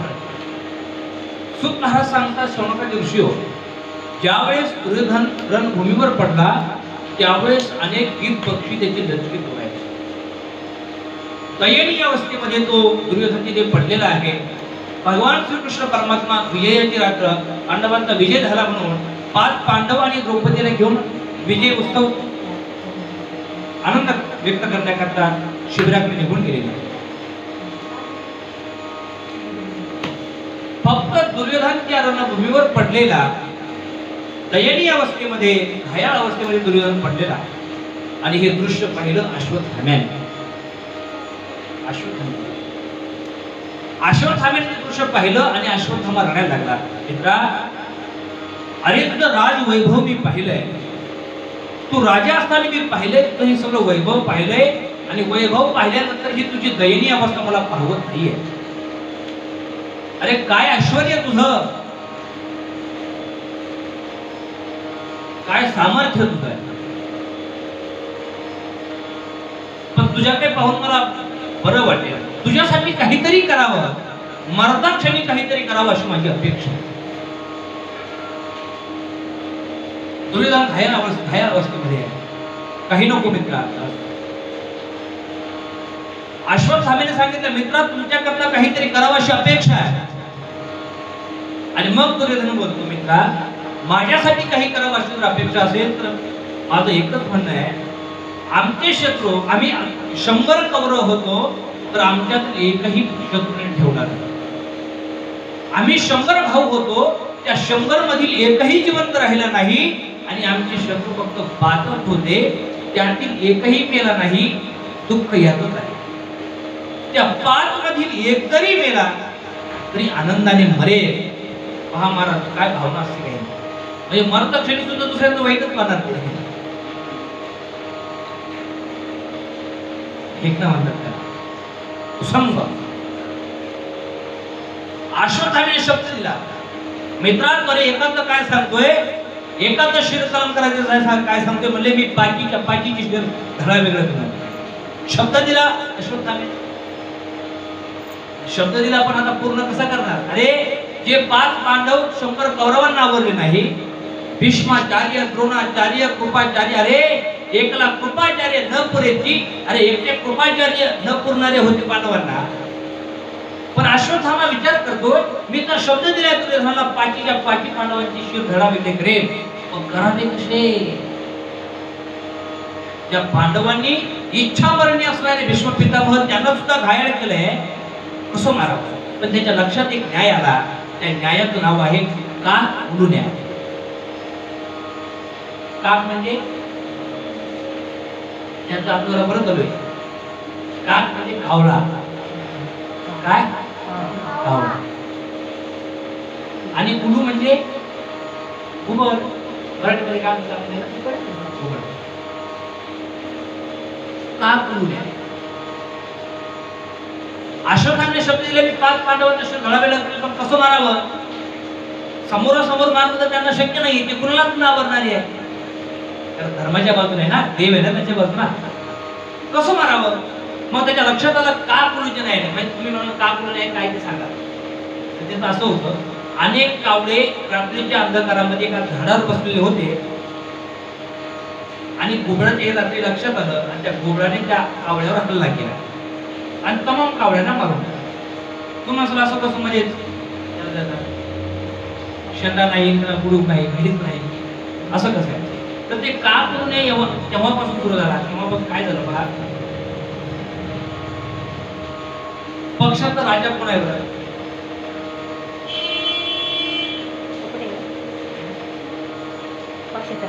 पक्षाचा राजा कोण आहे?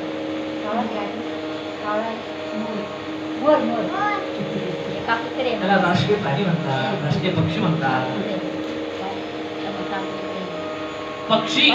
पक्षाचा राजा कोण आहे? तर पक्षाचा राजा आहे गरुड. कोण आहे? गरुड. बरं, पक्षाचा राजा गरुड आहे. तो गरुड कोणाचं वाहन आहे? या देवा, बरोबर. गरुड हे परमात्म्याचं वाहन आहे. मग काय झालं, सगळ्या पक्षांची मीटिंग झाली, म्हणजे सभा भरली आणि त्या सभेमध्ये निर्णय असा झाला, प्रस्ताव असा ठेवला सगळ्या पक्षांनी, म्हणजे आपला राजा चांगला आहे, म्हणजे धर्माचं आचरण करणार आहे. मग काय करा म्हणजे आपल्या राजाला देवाच्या सेवेमध्ये आपला राजा आहे, मग देवाच्या सेवेमध्ये त्याला आपलं काम पाहण्याकरता त्याला सुटकाच नाहीये, त्याला वेळ नाहीये. मग काय करा म्हणजे असं करा, असा प्रस्ताव ठेवला की आपल्यातच कुणीतरी पुन्हा राजा करा.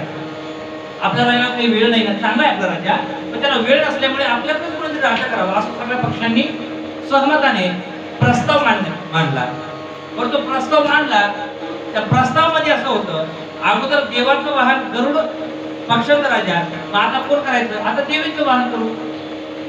आता देवाचं होतं, आता देवीचं करू. आणि देवीचं वाहन आहे घुबड, त्याला उलू म्हणतात. घुबड राजा करायचं प्रस्ताव जाहीर केला, तो मान्यही झाला, मला सगळ्यांनी मान्य करून घेतला. पण हा प्रस्ताव जेव्हा जाहीर झाला, म्हणजे मान्य झाला, तेव्हा या पक्षाच्या मीटिंग मधून कावळा गैरहजर होता. कावळा त्या सभेमध्ये आलेला नव्हता. याचा प्रस्ताव मान्य झाला, शपथविधी ठरला, त्याची तारीख ठरली. घुबड शपथविधी घेणार आहे, राजा होणार आहे, ती वेळ ठरली, तो शुभ मुहूर्त. आणि आता शपथविधीची तयार. आता घुबड राज आसनावर बसणार, सिंहासनावर बसणार, म्हणजे थोड्याच वेळात आता घुबड राजा होणार. तेवढ्यात कावळा तिथे आला. त्यांनी पाहिलं सगळं ते की घुबडाची ते पूजा वगैरे सगळं होताना, विचारलं काय चालू आहे? आपण राजा होणार आहे. कावळ्याने सांगितलं, मूर्खे, आणि हे घुबड राजा नाही म्हणजे सत्तेत नाही, तरी हे घुबड अनेक पक्षांना त्रास देत आहे. घुबड त्रास देते ना, आणि हे सत्तेत नाही तरी त्या पक्षाला त्रास देते. तेव्हा हे सत्तेत आल्यानंतर, म्हणजे हे राजा झाल्यानंतर काय दैनियम संहितेचा विचार केला का? आणि मग सगळ्या पक्षांच्या रे आता विचार केलाच नाही आम्ही, मूर्ख आहात तुम्ही. घोडीत काढा प्रस्ताव. आणि मग कल्पना करा महाराज, घुबड आता आसनावर बसणार होतं, घुबड सिंहासनावर बसणार होतं, म्हणजे घुबड काही क्षणात आता राजा होणार होतं. पण राजा होता होता राहिलं कोणामुळे? कावळ्यामुळे. राजा होणार होतं घुबड, पण कावळ्यामुळे राहिलं. इतका राग आला मला त्या घुबडाला, कावळ्याचा एवढा राग आला. पण आता काय आहे, कावळ्याला दिवस दिसतं आणि घुबडाला रात्री दिसतं. आता कावळ्याला मारायचं कसं? तसं अश्वत्थाम्याला लक्ष झालं, आता त्यांना मारावं कसं? म्हणून त्या कावळ्याला असं, त्या घोड्याचं असं लक्ष झालं, आपण तर दिवस हल्ला करू शकत नाही कावळ्यावर, मग काय करावं? मग एक दिवस असा होता की रात्री अनेक कावळे एका झाडावर बसलेले त्या घोड्याने पाहिले आणि रात्रीच आक्रमण केलं आणि कावळ्यांना मारून टाकलं. हाच न्याय त्या अश्वत्थाम्याच्या लक्षात आला. समोरासमोर मारणं तर पांडवांना शक्य नाही, मग काय करावं? रात्री मार. आता विषय असा होता की विजय रात्र म्हणून आता असंही महाराज, देव तारी त्याला कोण मारी? जाको राखे सैया मार सके न कोई, बालन बाका कर सके जो जगबैरी होय. अरे जगबैरी असू द्या आणि परमात्मा त्याच्या सोबत असू द्या, केस सुद्धा वाकडा करू शकत नाही. म्हणून अश्वत्थामा रात्रीच्या अंधकारामध्ये त्या शिबिरामध्ये गेला. ते पांडवांचं शिबिर होतं. तेव्हा त्या लक्षात आलं हा अश्वत्थामा येणार आहे. अश्वत्थामा येणार आहे हे लक्षात होतं. सांगितलं नाही तेव्हा नाही सांगितलं नाही. कारण सांगितलं असतं तर मग सगळेच घेऊन गेले असते. पण कौरवांचं पाप करून घ्यायचं होतं. अश्वत्थामा ब्राह्मण होते तर आपणही करायचं होता. मग काय केलं? 5 पांडव द्रौपदी घेऊन परमात्मा बाहेर निघून गेले आणि ज्या जागेवर रोज 5 पांडव झोपायचे त्या जागेवर या 5 पांडवापासून म्हणजे 5 जणांपासून झालेले जे 5 पुत्र होते पांडवांचे त्या 5 पुत्रांना झोपवलं. ते सेम पांडवांसारखे दिसत होते. अश्वत्थामा रात्री आलेला शिबिरामध्ये आला. त्याने पाहिलं. त्याच्या लक्षात नाही आलं हे पांडव पुत्र आहेत. महाराज त्यांनी झोपेल असताना पांडवांच्या 5 मुलांचे शिर धडा वेगळे केले. शिरे घेतले 5 शिर घेतले आणि रणभूमीवर गेला. दुर्योधना मित्रा अरे तू एकाच शिर सांगितलं होतं मी 5 शिर कलम केले 5 पांडवांचे. पण हे दुर्योधना सुद्धा शॉक असतो. आणि जे पांडवांना आम्ही मारू शकलो नाही तू 5 कसं होऊ शक्य झालं. ज्यावेळेस दुर्योधनाने चांगलं पाहिलं दुर्योधनाच्या डोळ्यात अश्रू आले. अश्वत्थामा तू चांगलं नाही काय झालं? अरे मी तुला पांडवांचं शिर सांगितलं होतं पांडव पुत्रांचं नाही. अरे तू पांडव पुत्रांना मारून आमच्या वंशामध्ये दिवा लावायला सुद्धा ठेवला नाही. दिवा सुद्धा ठेवला नाही. अश्वत्थामा अरे हे पांडव नाही पांडव पासून झालेले 5 पुत्र आहेत. पांडव पुत्र आहेत. ज्यावेळेस अश्वत्थाम्याने हे ऐकलं हे तर पांडव नाही पांडव जिवंत आहे. पांडव जर जिवंत आहे तर ते मला सोडणार नाही.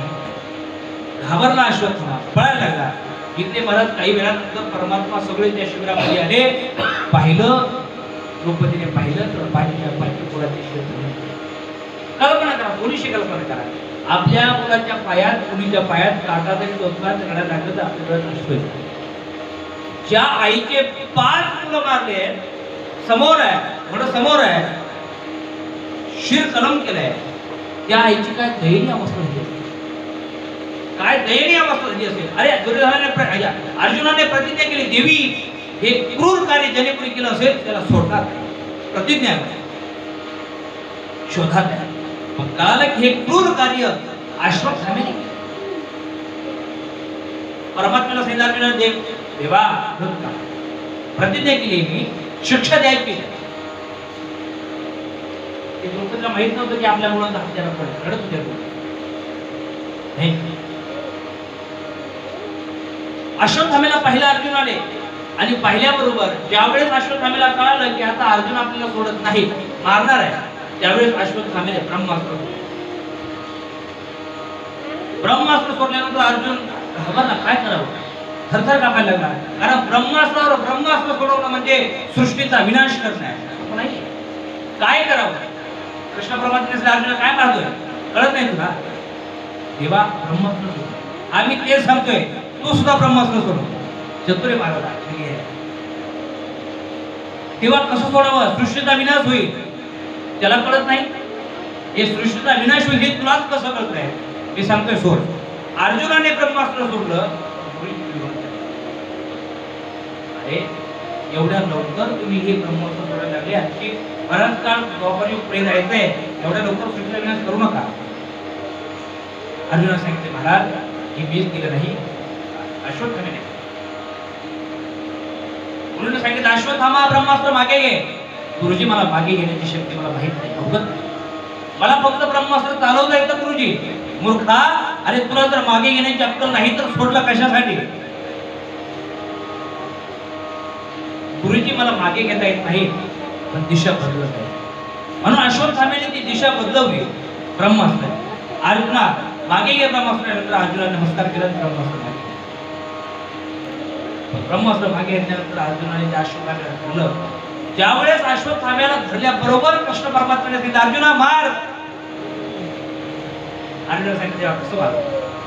मी माझ्या पत्नीला द्रौपदीला शब्द दिलाय की तुझी शिक्षा सांगेल मुलांच्या हत्याराला ती शिक्षा मी.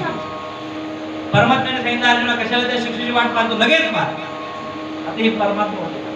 परमात्म्याला माहिती होतं पुढे काय होणार. अर्जुन सांगितलं नाही तुझी इच्छा. अश्वत्थाम्याला बांधलेलं आहे आणि ज्यावेळेस शिबिराकडे घेऊन गेले द्रौपदी माता हंबरला पडून रडते.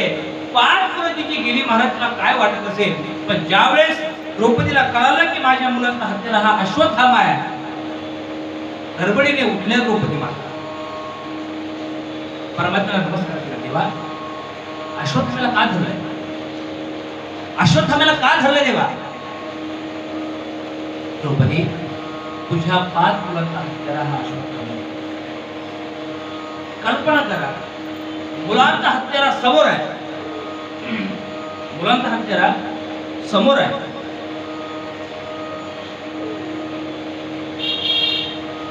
ज्या हत्याराने आपले 5 मुलं मारले, तो हत्यारा समोर असल्यानंतर आताची बाई काय करेल? काय करेल? जीव घेईल. पण ती द्रौपदी तिने सांगितलं, स्वामी देवा, अरे माझ्या 5 मुलांचा हत्यारा जर अश्वत्थामा असेल तर माझं पहिलं म्हणणं असेल ते मुच्यताम मेष. अश्वत्थाम्याला मोकळं करा. अर्जुन सांगितलं, मी काय बोलते? परमात्मा हळूच हसतात. अर्जुना, याच्याकरता सांगत होतो की ते मार, मला माहित होतं पुढे काय होणार आहे. हे मी तुला सांगत होतो ना, मार. याच्यामुळेच मला माहित होतं द्रौपदी कशी आहे. अरे देवी, तू शुद्धीवर आहे ना? अरे तुझे 5 मुलं मारले अश्वत्थाम्याने, तू तिला सोड म्हणते? द्रौपदी रडत म्हणते, स्वामी, अरे मुलगा मेल्याचं दुःख कसं असतं, मुलगा गेल्याचं दुःख काय असतं, माझे 5 गेले ते मी जाणते. म्हणून माझी अशी इच्छा आहे स्वामी की मला जे दुःख झाले ते माझ्या गौतमी मातेला होऊ नये अशी माझी इच्छा. काय अंतःकरण असेल त्या द्रौपदी? मला जे दुःख झाले, पुत्र गेल्याचं दुःख मला जे झाले ते गौतमी दुसऱ्या आईला होऊ नये. अरे माझी 5 मुलं गेले, पण माझा सांभाळ करण्याकरता माझे 5 पती आणखी आहे. पण ज्या अश्वत्थाम्याला तुम्ही मारणार आहे, त्या अश्वत्थाम्याच्या बापाला तुम्ही युद्धात मारून टाकलं द्रोणाचार्यांना. आता जर अश्वत्थाम्याला मारलं तर त्या गौतमी आईचा सांभाळ कुणी करावा? म्हणून मुंचदाम मेष सोडून दे. आणि मग अर्जुन सांगितलं, देवा, जेव्हा काहीच कळत नाही तेव्हा मी तुझ्याकडे येतो. आता तूच काहीतरी वाट काढ बाबा याच्यातून. मी प्रतिज्ञा केली ना. आणि परमात्म्याचं असं आहे महाराज, परमात्म्याकडे जोपर्यंत तुम्ही जात नाही, म्हणजे जोपर्यंत तुम्ही जोपर्यंत तुम्ही त्याला सांगत नाही तोपर्यंत तो करत नाही, करत नाही. म्हणून परमात्म्याने सांगितलं, अर्जुन, तुझं आता माझ्याकडे सोबत असेल तर मी जे सांगतो ते ऐक. काय कर? ऐक म्हणजे ब्रह्मबंधू न हंतव्य आर्तता ये वदारण. आता काय करावं असं तुझा प्रश्न आहे ना? तर मी सांगतो, ब्रह्मबंधू न हंतव्य. अर्जुना, ब्राह्मणाची हत्या कधीच करू नये. बर. आणि आतताई वदारण, जो हत्यारा आहे, जो खुनी आहे, त्याला कधीच सोडू नये. अर्जुनाने सांगितलं, तुम्ही पुढं टाकताय की सोडवताय? म्हणजे ब्राह्मणाची हत्या करू नये, आणि जो हत्यारा आहे, जो खुनी आहे, त्याला सोडू नये. काय करू देवा? आणि मग अर्जुनाच्या लक्षात आलं, अरे परमात्म्याने किती म्हणजे ज्ञान सांगितले की ब्राह्मणाची हत्या नाही, ब्राह्मणाचा अपमान सुद्धा हत्येसारखा असतो. आणि म्हणून अश्वत्थाम्याच्या 5 शंड्या काढल्या, अपमान झाला, त्याचा दिव्य मणी काढून घेतला, अपमान झाला. म्हणून अश्वत्थाम्याने प्रतिज्ञा केली, अरे माझा अपमान करता तुमच्या वंशात शिव्याला सुद्धा ठेवणार नाही. आणि म्हणून ते ब्रह्मास्त्राची दिशा बदलली होती ना अश्वत्थाम्याने, ती दिशा आता उत्तरेच्या गर्भाकडे गेली, की त्या गर्भामध्ये अभिमन्यूचा मुलगा होता. उत्तरेच्या गर्भामध्ये कुणाचा मुलगा? अभिमन्यूचा मुलगा आहे. आणि तो अभिमन्यूचा मुलगा म्हणजे कोण? तर जे भागवताचे श्रोते आहे परीक्षित, त्यांची आई होता. दिशा बदलवली, आणि दिशा बदलल्यानंतर आता सगळं झालेलं आहे. सगळं झाल्यानंतर परमात्म्याने सांगितलं, सगळं झालं म्हणजे आता युद्ध झालेलं आहे. ज्या कामासाठी मी आलो होतो ते काम झालंय, आता मला द्वारकेला जाऊ द्या. तिथले लोकही माझी वाट पाहतात, बरेच दिवस झाले. असं बोलतच होते. परमात्म्याने एक पाय रथावर ठेवलेला, एका हाताने त्या रथाला धरलेलं, आता दुसरा पाऊल रथात ठेवणार, तेवढ्यात एक शुद्ध वस्त्र धारण केलेली, पांढरे वस्त्र धारण केलेली श्री माता माऊली कृष्णा पाहिमाम पाहिमाम वाकवा देवा असं म्हणत ओरडले. परमात्म्याने विचारलं, कोण देवी? अशोकला पांढरे वस्त्र घातले. पण ज्यावेळेस जवळ आली त्यावेळेस लक्षात आलं, ही तर पांडवांची पूर्वज उत्तर आहे. काय दुःख आहे? पण एक लक्षात घ्या बरं का, जी चुकी द्रौपदीने केली ती चुकी उत्तरेने नाही केली. काय चुकी? द्रौपदी मातेमध्ये एक चुकी झाली. काय? ज्यावेळेस द्रौपदी मातेचं वस्त्रहरण झालं त्यावेळेस द्रौपदी मातेला असं वाटलं होतं अर्जुनासारखा धनुर्धारी आहे माझा पती, भीमासारखा गदाधारी आहे माझा पती. अरे असे 5 पती आहे. द्रोणाचार्य, कृपाचार्य, भीष्माचार्य यांच्यासारखे महान योद्धे या इथे बसलेले असताना, या सभेमध्ये असताना काय हिंमत आहे त्या दुःशासनाची माझं वस्त्रहरण करण्याची? म्हणून द्रौपदी सगळ्यांकडे विनंती करू लागली, महाराज थांबवा वस्त्रहरण. पण ज्यावेळेस सगळ्यांनी माना खाली घातल्या त्यावेळेस एकच पर्याय राहिला द्रौपदीकडे. कोण? कृष्ण कृष्ण कृष्ण कृष्ण कृष्ण दुःखहारी, कृष्ण कृष्ण कृष्ण कृष्ण दुःख शोकहारी. हे कृष्णा हे कृष्णा. ज्यावेळेस कुणीच आवाज येत नाहीये, अरे भीष्माचार्यांनी सुद्धा मान खाली घातली, तेव्हा द्रौपदीच्या लक्षात आलं आता हरिवी न कोणी नाही सुलभिता. कृष्णा घावरे लवकरी संकट पडले भारी, अरे हरी तू आमचा काय भारी. हा ही जी चुकी गेली मला काय वाटतंय, द्रौपदीने अगोदर भीष्माचार्याला विनंती केल्यापेक्षा वस्त्रहरण सुरू झाल्याबरोबर जर देवाला विनंती केली असती तर वस्त्रहरण झालंच नसतं. म्हणून मी सांगितलं जी तुझी द्रौपदीने केली आता उत्तरा असं सुद्धा म्हणू शकत होती. म्हणजे सासऱ्यांना विनंती करू शकत होती. सासरे होते ना सगळे, अर्जुन, भीम, नकुल, सहदेव, युधिष्ठिर यांना सुद्धा म्हणू शकत होती वाचवा महाराज वाचवा. पण तिला माहिती आहे यांना वाचवा म्हणत तर देवळे चतुर आहे. म्हणून ही सासऱ्यांना नाही म्हणत आहे देवा वाचवा, पण देवा वाचवा मला वाचवा नाही, देवा माझ्या गर्भातल्या शिशूला वाचवा. आता हा श्रेय असा आहे, उत्तराशी जर म्हणली असती ना मला वाचवा तर याने उत्तरेला वाचवलं असतं, त्या पोटातल्या गर्भाला वाचवलंच असतं असं नाही. हा शब्दाचा मला फक्त आहे. म्हणून उत्तरेने सांगितलं देवा माझ्या शिशूला वाचवा. हुशारी महाराज उत्तरा, तिला माहिती आहे माझ्या गर्भातला शिशूला जर वाचवत असेल देवाला तर मला जिवंत ठेवावंच लागेल. ही चतुराई त्या उत्तरेने दाखवली.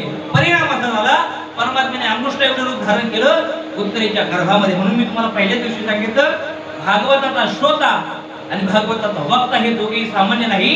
भागवताचा जो श्रोता आहे परीक्षित महाराज, त्यांना आईच्या गर्भातच परमात्म्याने दर्शन दिले. आता दिलंय परमात्म्याने अंगुष्ठ एवढं दर्शन रूप घेतलं आणि जे ब्रह्मास्त्र सोडलं होतं ना अश्वत्थाम्याने मारण्याकरता, तर परीक्षित महाराजांना प्रदर्शन करू लागले परमात्मा. म्हणून काही लोक असे म्हणतात की ते ज्यावेळेस परीक्षित महाराजाला वाचवायचं त्यावेळेस परमात्म्याने सुदर्शन चक्र पाठवलं होतं. सुदर्शन चक्र नाही पाठवलं परमात्म्याने, परमात्मा स्वतः गेले होते. मग ते सुदर्शन चक्र कसं होतं ते सुदर्शन चक्र नव्हतं, परमात्मा एवढ्या स्पीडनं फिरत होते की परीक्षित महाराजांना असं वाटतं की सुदर्शन चक्रच आहे. काय काय परमात्मा म्हणून परीक्षित महाराज दर्शन दिलं आणि त्या ब्रह्मास्त्रापासून वाचवलं. आणि आता सांगितलं आता मला आढळू नका जाऊ दे.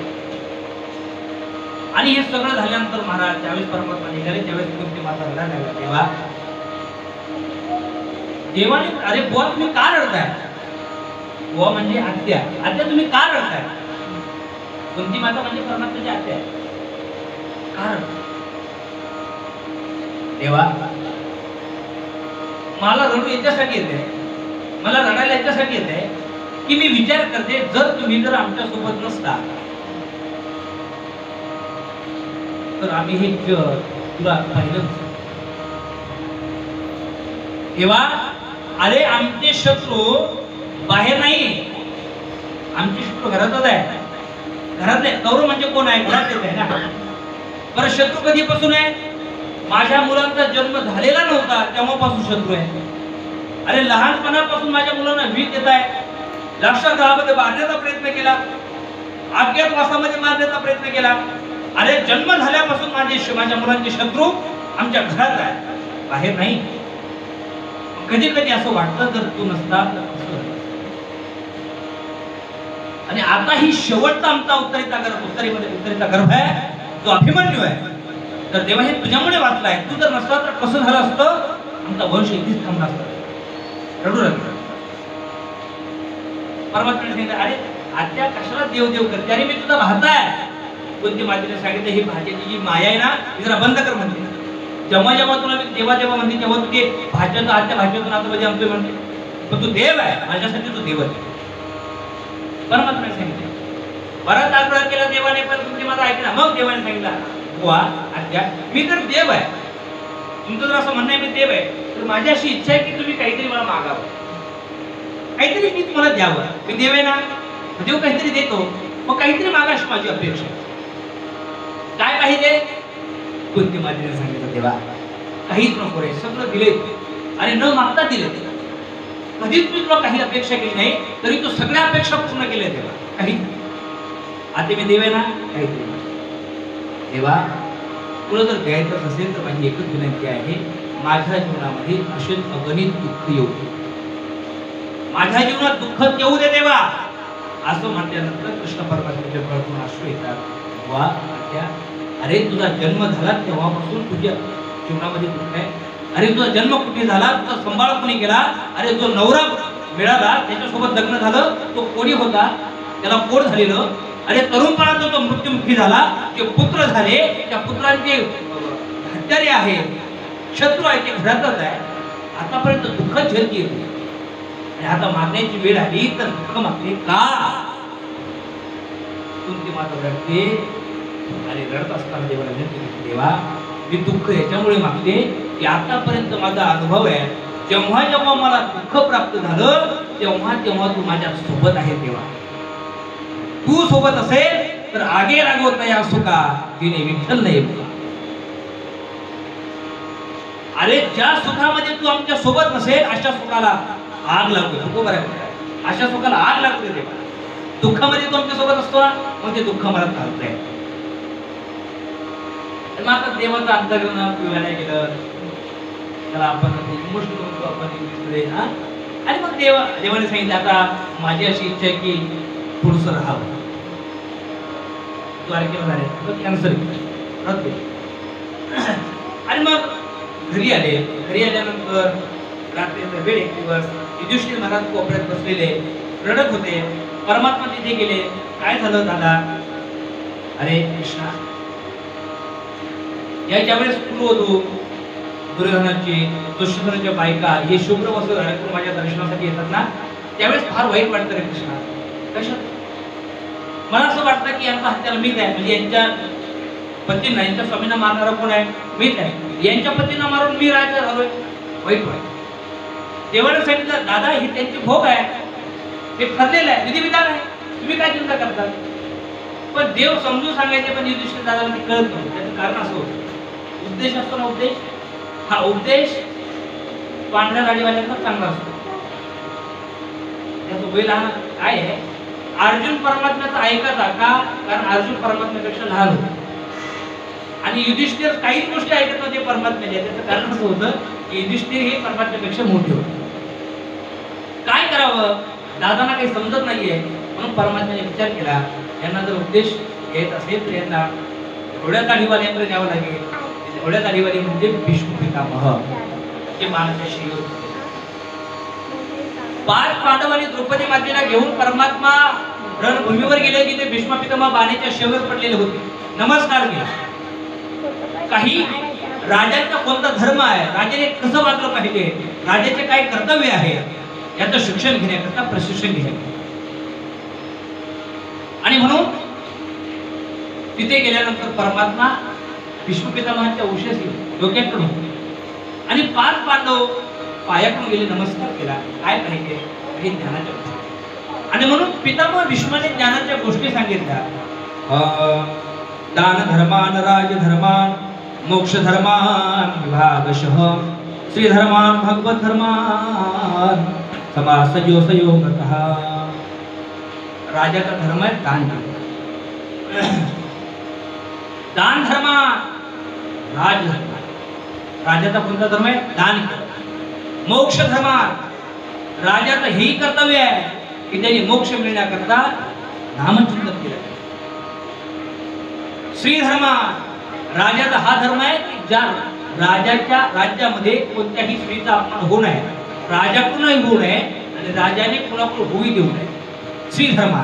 भगवत धर्मान सयोगतः ध्यान देतो. हे सगळं चिंतन चालू होतं. आणि ज्यावेळेस स्त्रीचा अपमान राजाने पाहू नये, आपल्या डोळ्याने पाहू नये, ज्यावेळेस त्याचा उपदेश करत होते त्यावेळेस द्रौपदी माता हसायला लागल्या. ज्यावेळेस हसल्या त्यावेळेस भीष्मपितामह विचारतात, द्रौपदी काय झालं असणार? काही नाही, सहज. द्रौपदी पांडवांची कुलवधू आहे, आमची कुलवधू आहे, तू सहज असणार नाही, काहीतरी मोठं कारण असेल. नाही, मला असलं असतं, खरं सांग. आणि असं बोलल्यानंतर द्रौपदी माता म्हणते, महाराज तुम्ही आता फार छान प्रवचन द्यायला लागले की स्त्रियांचा अपमान आपल्या डोळ्याने पाहू नये. हसू यातच आलं महाराज की ज्यावेळेस माझं वस्त्रहरण होत होतं, दुःशासन माझं वस्त्रहरण करत होता, तेव्हा तुझा स्त्रीधर्म कुठे गेला होता? विश्वपितामह म्हणतात की तू खरं बोलते. खरं सांगू, त्यावेळेस माझ्या शरीरामध्ये दुर्योधनाचं जे अन्न खाल्लं होतं त्याचं रक्त होतं, आणि ते रक्त असल्यामुळे, दूषित रक्त असल्यामुळे मी चांगला उपदेश करू शकलो नाही. पण तुझा स्वामी, तुझा पती या अर्जुनाने दूषित असलेलं रक्त या बाणाने काढून टाकलंय. आता मी साफ झालेलो आहे, शुद्ध झालेलो आहे, शुची झालेलो आहे, पवित्र झालेलो आहे. आणि ते रक्त, दूषित रक्त बाहेर निघाल्यामुळे आता मी खरा उपदेश करतोय. आनंद वाटतो. उपदेश द्रौपदी मातेने सुद्धा खूप गोड माते. नमस्ते पुरुषं स्वा, नमस्ते पुरुषं स्वा, ईश्वरं प्रकृते परम अलक्ष्यं सर्वभूतानां अंतर्बहिरवस्थितं कृष्णाय वासुदेवाय देवकी नंदनाय च नंदगोपकुमाराय गोविंदाय नमो नमः. कृष्णाय वासुदेवाय देवकी नंदनाय च नंदगोपकुमाराय गोविंदाय नमो नमः. नमः पंकजनाभाय, नमः पंकजमालिने, नमः पंकजनेत्राय, नमस्ते पंकजान्वये. गोड उपदेश केला महाराज पितामह विश्वाने आणि सांगितलं आता तुम्ही बाजू व्हा. तुम्हाला मी जे सांगायचे ज्ञानाच्या गोष्टी सांगितल्या, पण ज्याच्यामुळे हे सगळं घडलं तो छलिया पुढे म्हणजे त्याचं दर्शन मला घेऊन गेला. परमात्मा अवश्याशी होते, स्मित हस्ते परमात्म्याचं गोड हसत परमात्मा पुढे गेले. पितामह नमस्कार. भीष्म पितामह हसायला लागले. देवा तुमचीच वाट पाहतो, माझी एक इच्छा देवा, मला आता मरायचं आहे. इच्छा मरली जरी असतो तरी मरावं असं वाटतं. माझी अशी इच्छा आहे देवा की मी मरत असताना, मरता मरता मला एक चांगली गोष्ट करायची आहे, माझ्या मुलीचा विवाह तुमच्यासोबत लावू द्या.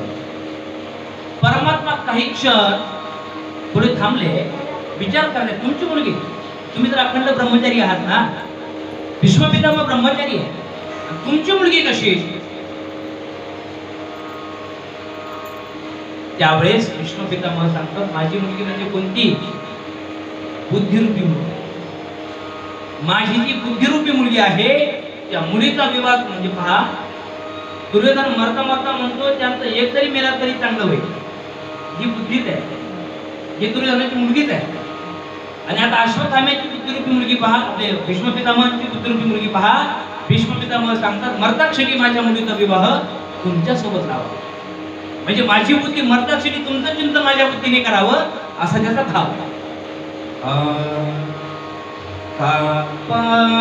इतिमती रूप कल्पिता कृष्णा भगवती सात्वत पुंगवे विभुम्ने स्वसुखमुपगते क्वचिति हर्तुं प्रकृतिं पेयुषि अथवा प्रवाह त्रिभुवन कमलं तमागवर्णं रविकर गौरवराम्बरं दधाने मकुललकुलादकांगनाब्जं विजयसखेरचिरस्तु मे नवद्या विद्युतुरकरजो विधुम्र भीष्मक कचुललिताश्रमवार्यलङ्ककासे मम नष्टशिरैर्विद्यमान विलसत् कृष्ण आत्मा.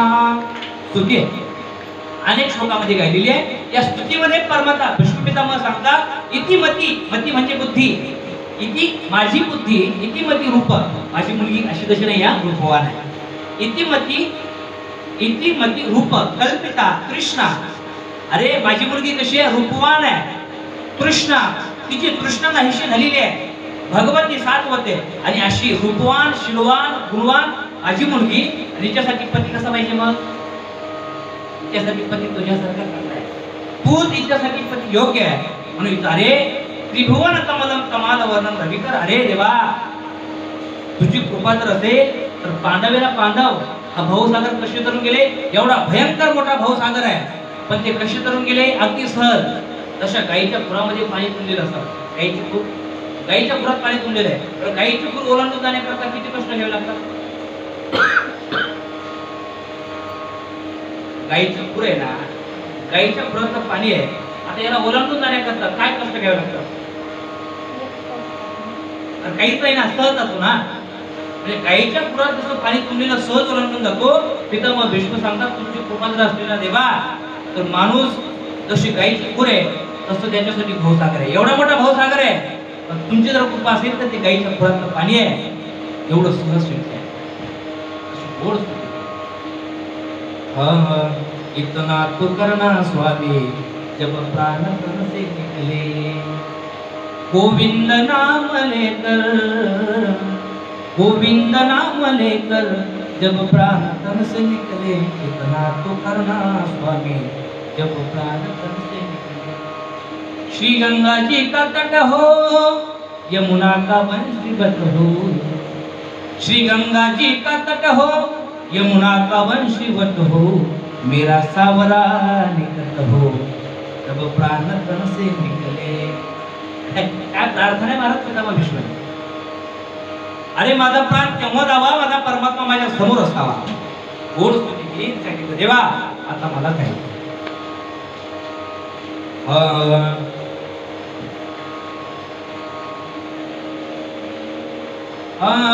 श्री कृष्ण गोविंद हरे मुरारे, हे नाथ नारायण वासुदेवा. कृष्ण गोविंद हरे मुरारी, हे नाथ नारायण वासुदेवा. श्री कृष्ण गोविंद हरे मुरारे, हे नाथ नारायण वासुदेवा. श्री कृष्ण गोविंद हरे मुरारी, हे नाथ नारायण वासुदेवा. हे नाथ नारायण वासुदेवा, हे नाथ नारायण वासुदेवा. हे नाथ नारायण वासुदेवा, हे नाथ नारायण वासुदेवा. गोपाल मेरी यह प्रार्थना है, भूलो नहीं नाम कभी तुम्हारा. निष्काम होके मैं दिन रात गाऊं, हे नाथ नारायण वासुदेवा. श्री कृष्ण गोविंद हरे मुरारी, हे नाथ नारायण वासुदेवा. श्री कृष्ण गोविंद हरे मुरारी, हे नाथ नारायण वासुदेवा. श्री कृष्ण गोविंद हरे मुरारी, हे नाथ नारायण वासुदेवा. देहांत काले तुम सामने हो, मुरली बजाते मन को लुभाते. यही गीत गाते मैं निज प्राण जागो, हे नाथ नारायण वासुदेवा. श्री कृष्ण गोविंद हरे मुरारी, हे नाथ नारायण वासुदेवा. श्री कृष्ण गोविंद हरे मुरारी, हे नाथ नारायण वासुदेवा. कृष्ण गोविंद हरे मुरारी, हे नाथ नारायण वासुदेवा. हे नाथ नारायण वासुदेवा, हे नाथ नारायण वासुदेवा. भाग्य बिहारी लाल की, राधा रानी सरकार की, बरसाने वाले की जय. जय श्री राधे, जय जय श्री राधे, जय जय श्री राधे. आणि अशा प्रकारे स्तुती केली आणि परमात्माचं सांगितलं. परमात्मा सांगितलं आता खूप फार वेळ झालाय, द्वारकेला जायचे, द्वारकेत लोक मला वाट पाहत आहे. अर्जुनाला सांगितलं तेव्हा मी तुम्हाला फोन करण्याकरता येतोय. ठीक आहे सांगितलं. युधिष्ठिराला सांगितलं काय हरकत नाही, जा. बरेच दिवस झाले, 6 महिने निघून गेले. कथा सप्ताह धुना मास भीमसेन तवा अनुज नायती कस्य वा हेतु. नाही वेद मंजसा विसरण्याची पाऊस मला वाटतं इंद येणार करून ते विसरण्याची काय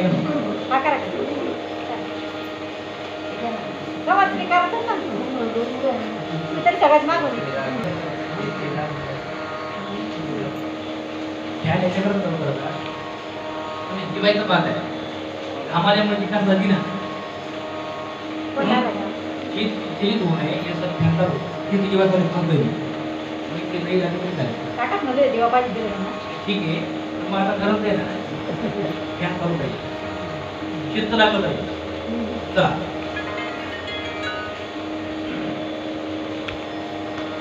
कथा सप्ता धुरामास भीमा तेन तवांजह नायती कसेवा हेतु नाही वेद मंजसहा 7 महिने निघून गेले अर्जुन परमात्म्याला निघून आणण्याकरता गेला होता द्वारकेला 7 महिने झाले पण अर्जुन माघारी येईना अपशकुन वाढायला लागले भयंकर अपशकुन वाढायला लागले युधिष्ठिर महाराज विचार करतात अर्जुनाकडून काही दूषित कर्म तर घडलं नाही ना पाप आचरण तर एखाद्याला चोरून काही खाल्लं तर नाही ना एखाद्या ब्राह्मणाच्या गोपात्र झालं नाही ना गोहत्या तर घडली नाही ना एखाद्याकडून एखाद्या युद्धामध्ये अर्जुन हरला तर नाही ना हे अपशकुन वाढायला चिंतनच करत होते युधिष्ठिर महाराज विचारच करत होते तर अर्जुन पळत येतो रडत येतोय दादा पाहिमा पाहिमा वंचितो हम महाराज हरिना बंधु रूपिना ये नवे पहतम तेजो देव विस्मापणम अरे अर्जुन झालं काय अरे कोणतं बाप तुझ्याकडून झालंय का रडतोय वंचितो महाराज देवाला पण मुकलोय देव गेले अरे देव इथून गेले मला माहिती देव इथून नाही द्वारकेहून सुद्धा स्वर्गरोहण झालंय देव द्वारकेहून सुद्धा गेले देव गेले असं म्हणल्याबरोबर कुंती माता एक क्षण सुद्धा थांबल्या देवाचा विरह एक क्षण सुद्धा सहन करू शकला नाही देव तुला आणि महाराज 5 पांडवाने अभिमन्यूचा मुलगा जो परीक्षित आहे फार कमी वय होतं फार थोडं वय त्या परीक्षितांचं होतं पण देव गेले हे सहन झालं नाही पांडवांना म्हणून फार कमी वयामध्ये पांडवांनी आपल्या नातवांवर म्हणजे परीक्षित महाराजांवर राज्याचा भार सोपवला बोले बालकृष्ण भगवान फार छोट्या वयामध्ये परीक्षित महाराजांवर राज्याचा भार आला एक दिवस परीक्षित महाराज फेरफटका मारत होते अचानक समोर एक क्रूर काळाभोर माणूस राक्षस एका पहिल्याच मारण्याचा काय समोर आहे परीक्षित महाराजांनी क्रूर कृत्य पाहिलं हे कोण आहे तुझी एवढी हिंमत तुला असं वाटलं असेल धर्माचं रक्षण करणारे पांडव निघून गेले पण पांडवांच्या वंशात तुम्ही परीक्षित आहे जोपर्यंत परीक्षित या पृथ्वी तलावर आहे तोपर्यंत मी माझ्या डोळ्याने हे क्रूर कार्य होते मी तुझा वध करेन कोण त्यावेळेस गाय माता गो माता माता महाराज त्याचा काही गुन्हा नाहीये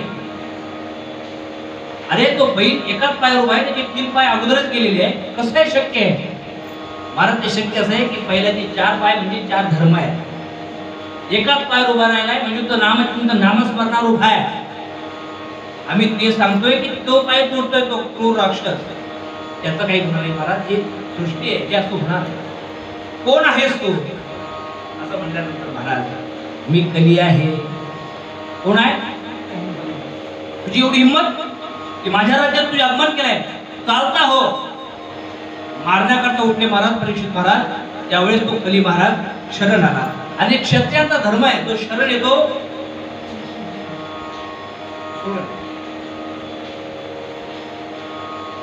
त्या कलीने सांगितलं महाराज सगळेच कोणीच मला जवळ येऊ देत नाही म्हणजे तुम्ही तरी असं करू नका तुम्ही तरी मला जागा द्या तुम्ही तरी कृपा करा लय दयामाया दाखवली त्या कलीने म्हणून राज्याला तयार परीक्षित महाराजांना तयार म्हणून परीक्षित महाराजाने या कलीला काही जागा प्रामुख्याने अगोदर तर 4 जागा दिल्या त्या 4 जागा म्हणजे उत्तम पानम श्रियस्सुनः यत्र धर्मश्च। 4 जागा दिल्या, त्यातली पहिली जागा आहे जुवा, म्हणजे जिथे पत्ते खेळले जाते ते कलियुग आहे. आता पहा बरं का परिणामपणा. हे मी जे सांगतोय हे मी माझं काही सांगत नाही. हे जे देवात आहे, जे वेदात आहे, जे शास्त्रात आहे, जे पुराणात आहे, ते मी सांगतो. मी तुम्हाला अगोदरच्या दिवशी सांगितलं की कलियुगासारखं युग नाही, कलियुगासारखं श्रेष्ठ युग नाही. अरे ज्या युगामध्ये लाखो वर्ष तप करावं लागायचं, कलियुगामध्ये फक्त एका तासामध्ये ठेवायचे करते. पण लक्षात घ्या, लोक त्या कलीला दोष देतात, म्हणजे पाप स्वतः करतात आणि दोष कलीला देतात. कलियुग आहे महानंद. लक्षात ठेवा, परीक्षित महाराजांने कलीला 4 जागा दिल्या, म्हणून या 4 जागापासून सावधान. या काय महाराज, कली स्वतः 4 जागा अशा आहेत की या 4 जागेवर कलीला जागा दिली आहे. कलीचं घर आहे, कली तिथे मूर्तिमंत. कोणत्या कोणत्या 4 जागा आहेत आता लक्षात ठेवा. या 4 जागेवर कली कायम राहतो. द्युतम बाणम श्रियस सुना यत्र धर्मश्च संविदा. द्युतम म्हणजे जिथे पत्ते खेळले जातात तिथे मूर्तिमंत कली, मूर्तिमंत कली. आणि ते घर कोणाचं आहे? घर कोणाचं आहे? ते जिथे पत्ते खेळले जातात ते घर कोणाचं आहे? कलीच आहे. तुम्हाला मी बोललेलं कळतं ना, बरोबर आहे. जिथे पत्ते खेळले जातात ते घर कोणाचं आहे? परीक्षित महाराजांनी 4 जागा दिल्या, त्या 4 जागा सांगतो मी, हे लक्षात ठेवा. पहिलं घर जिथे पत्ते खेळले जातात तिथे घर कोणाचं आहे? ते कलीत. मग एक कल्पना करा, आता पत्ते जिथे खेळले जातात ते घर कलीत आहे, मग आपण कलीच्या घरी जातो की कली आपल्या घरी? कली तेव्हा आपल्या घरी जातो, आपण कलीच्या घरी जातो ना.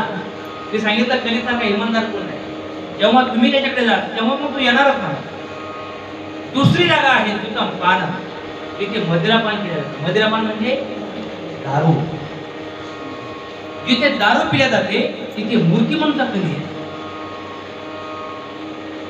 म्हणून आपल्या घरामध्ये जर तुम्ही दारू पित असाल तर लक्षात घ्या, मूर्तिमंत कली. आणि जिथे कली आहे ना, तर कलीने महाराज चांगल्यानं सोडलं, चांगल्यानं सोडलं नाही. मी लक्षात घेऊ शकतो. चांगले म्हणजे देवाच्या घरातील जे लोक होते, देवाच्या घरच्या लोकांना सुद्धा त्याने सोडलं नाही. देवाच्या घरचे म्हणजे यदुवंश. यदुवंशाचा नाश कशामुळे झाला? मदिरापान केल्यामुळे झाला ना. देवाने, अरे ऐका, ज्यावेळेस देवामध्ये युद्ध झालं म्हणजे काय झालं, देवाचा परिवार फार वाढला. राज्यात एखादा आमदार जरी लक्ष आपल्या ओळखीचा असला ना तरी माणसं वर बाहेर करून टाकतात. काय ओळख कोणासोबत आहे? असं असतं ना व्यवहारामध्ये. पण लक्षात घ्या, ज्यांच्या घरचा देव जगाचा मालक आहे, देवाच्या घरचे काय कमी अभिमान असलं की ना, अरे आमचा मालक जगाचा मालक आहे. महाराज एवढे उन्नत झाले होते ते यदुवंश, देवाने काय केलं? मदिरपान करून एकमेकालाच मारलं, एकमेक संपून घेतलं. म्हणून मदिरापान देवाच्या घरच्यांना सोडलं नाही. या म्हणून लक्षात घ्या, कलीचं दुसरं घर हे काय आहे? जिथे दारू पिल्या जाते ते घर कली. कलीचं तिसरं घर आहे द्युतम पानम श्रियस्सुना, जिथे परस्त्री गमन केल्या जातं तिथे कलीचा वास. श्रिय जिथे परस्त्री गमन केले जातं तिथे मूर्तिमंत कली आहे. आणि चौथी जागा आहे, चौथं घर आहे हिंसा. हिंसा म्हणजे पशुबळी, प्राणीची हत्या. एवढंच नाही, कुणाचं मन दुखवणं ही सुद्धा हिंसाच आहे. या 4 जागेवर कलीचा वास. महाराज या 4 जागे कलीला दिल्या. कुणी? परीक्षित महाराजांनी. पण ते कली महाराज वाईट वाटलं त्याला. अहो म्हणजे महाराज तुम्ही जागा दिल्या पण सगळ्या अपवित्र घाण दिल्या. म्हणजे कलीला सुद्धा ज्या जागा घाण वाटतात त्या आपल्याला फार चांगल्या वाटतात. कलीला या जागा एवढा घाण म्हणजे महाराज अहो 4 घर काय आहे? 4 जागा दिल्या, 4 रूम दिल्या म्हणले, पण सगळ्या घाणच दिल्या. एखादी तरी चांगली. आपण घर बांधतो मला एक हॉल कसा असतो आपला अगदी मस्त काय असतो मला माणसाला तिथे आवडतात. पाहुणे रावळे आले की तिथं बसता वाटतं. हॉल कसा असतो माणसाला बाकी रूम मध्ये सामान असेल, स्टोर रूम असेल, किचन असेल, हॉल असा असतो महाराज चकाचक असतो. म्हणजे कलीने सांगितलं महाराज बाकी तुम्ही घाणच दिली सगळी पण एक तरी जागा चांगली देणार. आणि मग काय आली परीक्षित महाराजाला. परीक्षित महाराजांनी 5वी जागा दिली ती सोन्यामध्ये.